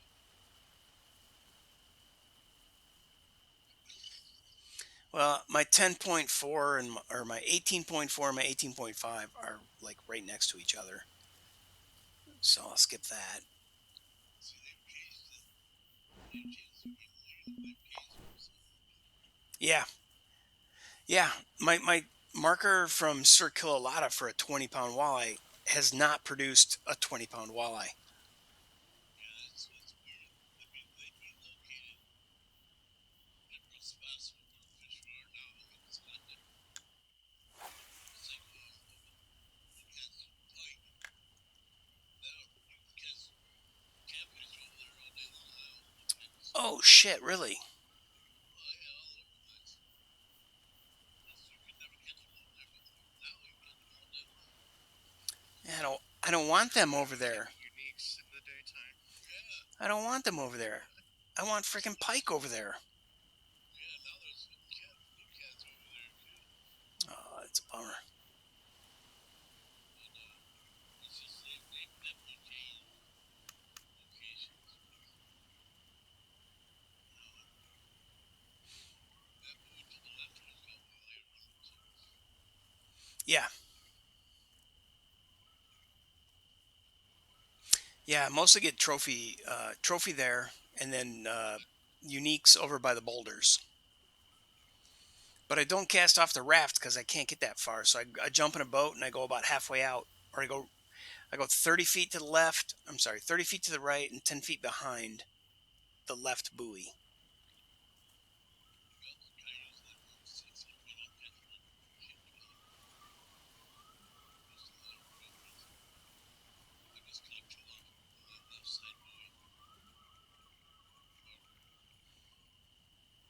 What kind? Trophies or just regulars? trophies. Oh, okay. Huh.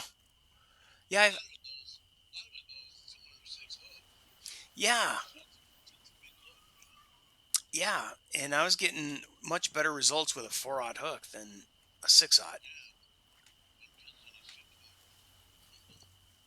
Hmm. You know, I'm also now when I'm on a cloudy day, peak hour. Sometimes it's different for different people though. It all depends. You know, I mean, I have good luck with the lure when I have better luck with this.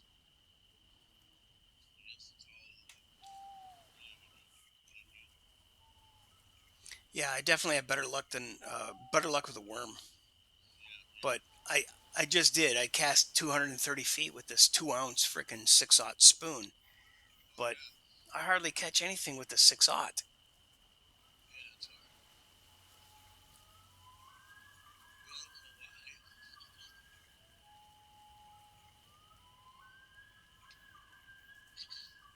It's weird. The spoon is the same exact size as the spoon, 1.5 ounce with uh, a 3/0, or I'm sorry, a 4/0. The spoon dimensions, the length and the width and so forth are the same. The thickness and the heaviness are different, but and then the hook size. So it really seems weird that a fish would strike at one but not the other. See? I'm sure some biologist has an explanation for us, but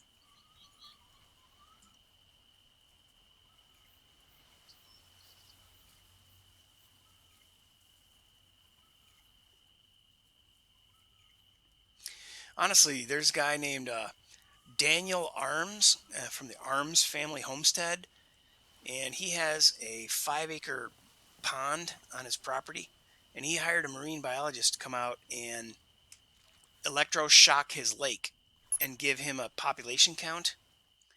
And dude, I tell you, it was fascinating. Marine biologists came out. They put a boat in his pond, and they floated around. They shocked it, and they collected a bunch of his fish with a net. They measured them. They weighed them. They extrapolated. There's approximately this many of this fish of this size and this species in your lake. So you should start. Yeah, you should start putting in 15 pounds of tilapia in the spring. Anything that doesn't get eaten will die, so they won't infest your body of water. And they gave him all kinds of recommendations. It was fascinating. So then, that led me down the rabbit hole, and I started watching some other marine biology um, videos on YouTube of the guys who say, okay, here's why you can take fish that are 7, 8, and 9 inches, but you can't take the 10, 12s, and 16s and stuff. So, he gave legitimate reasons, or I'm making up numbers. Can't remember specifically, but you like the young fish, the guys who are, 4, 3, 4, 5, 6 pounds, they're eating everything. They're trying to grow. They're hungry young teenagers. And then the old fat boys, the 15 inchers, is like, don't take those guys. They're the spawners. They're the ones laying seed. So you want to leave them, but you want to take off the guys who are eating everything in sight. And that's why Like the catch limit is what it is. it is, yeah. Yeah, like the 5 and 6 inch, they'll eat everything up in sight. And then what ends up happening is you end up with all these 5 and 6 inch fish. Then they have to battle against each other. Then there ain't no food left. Right. And then even the big boys die. Yeah. So that's what happens is they start to get overcrowded. That is a lot of size. And it really, people don't realize how many fish you really have to catch to keep them on in your pond. If you don't, then they're gonna eventually either die off or they're gonna get overcrowded. So what have you done with regard to your pond health? You said it was overrun with catfish, I thought. No, it wasn't. The gas is really good. I got them peaked out now. I put a blanket in. Oh, no kidding. Yeah, we cleaned them out. So Yeah, you're all I do is just I caught one pike and just put one pike in it. no shit.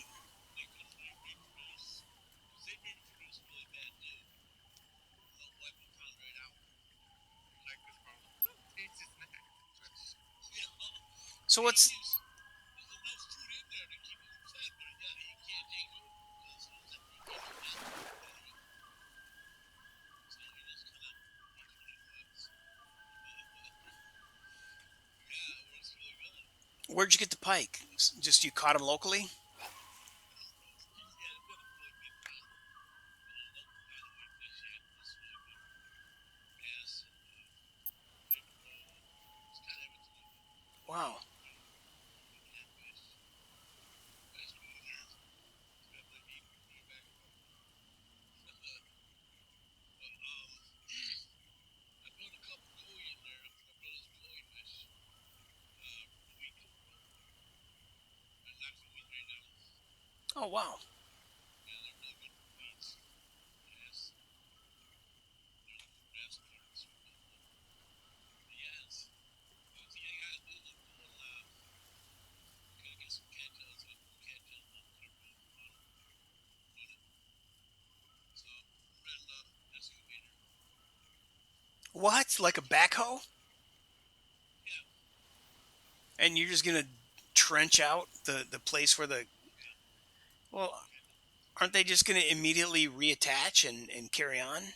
Not as long as you get the proper roots out. They won't. They'll grow back. Wow. And the best way to take care of it, take them to a bag. You just go buy like a Smallmouth you use for cows. Throw a Smallmouth out. It'll kill them. Put them in a bag. It'll kill them. Kill the cattails. Wow. Yeah, Never heard that one. yeah, it's so powerful. So imagine you getting some of that info from your brother because he's got the koi ponds Yeah, oh and yeah. he probably reads all that shit all day long. Oh yeah. There's a lot of different things you can do. Like couple ponds and stuff. Like you get like have floating grass on there, or it's coffer. You Yeah, can just algae blooms. yeah, you just throw a couple medicines in there. They'll take care of it. They float around. And the wind blows them. It gathers on those bales and floats right out. It's like yeah. Huh. Yeah, there's little things you can do. It's my pond as far as my pond quality water wise and stuff. It's as big as can be. It's crystal clear. Got really good pH, good It's really good. I wonder how many Yeah, it's people healthy. wonder how many people with water on their property are that educated or concerned or stewards of the material of the water. Probably not a lot. A Yeah. lot of us don't really care about it, But mine's it's crystal clear. I mean, it's clean as can be. And you said it's about an acre? Close, yeah. Man. About 14 feet deep. There's my unique walleye. 17.8. Oh, excellent. So on your real life pond, can you cast across the pond in every direction pretty easily? I don't even really know if it's good. I mean, it's not real big anyway. It's a small pond. It's not real big. You can Yeah. cast across almost any route. Huh. But it's big enough to where I gotta set the hook bass in there. Yeah. It's got some nice fish in it. It really does. You got really good crappie. They're real good. Really? Really good. Wow. Good channel cats. They're really good on catfish. Channel cats, I got channel cats in there. They'll probably go 38, 40 inches long. Big, big ones. Wow. But yeah, it's got some really good fish. It's awesome fish. Let's get up here sometime. Get it cleaned up. Catch 'em and eat 'em, man. Like, I'll be down to the river too, just smallmouth. The river down here is loaded with smallmouth bass. So it's really awesome fish in there. Man, I grew up along the Kankakee River, and people always used to say, "Oh man, that's great fishing." I'm like, "No, it wasn't. It's a fucking river full of mud.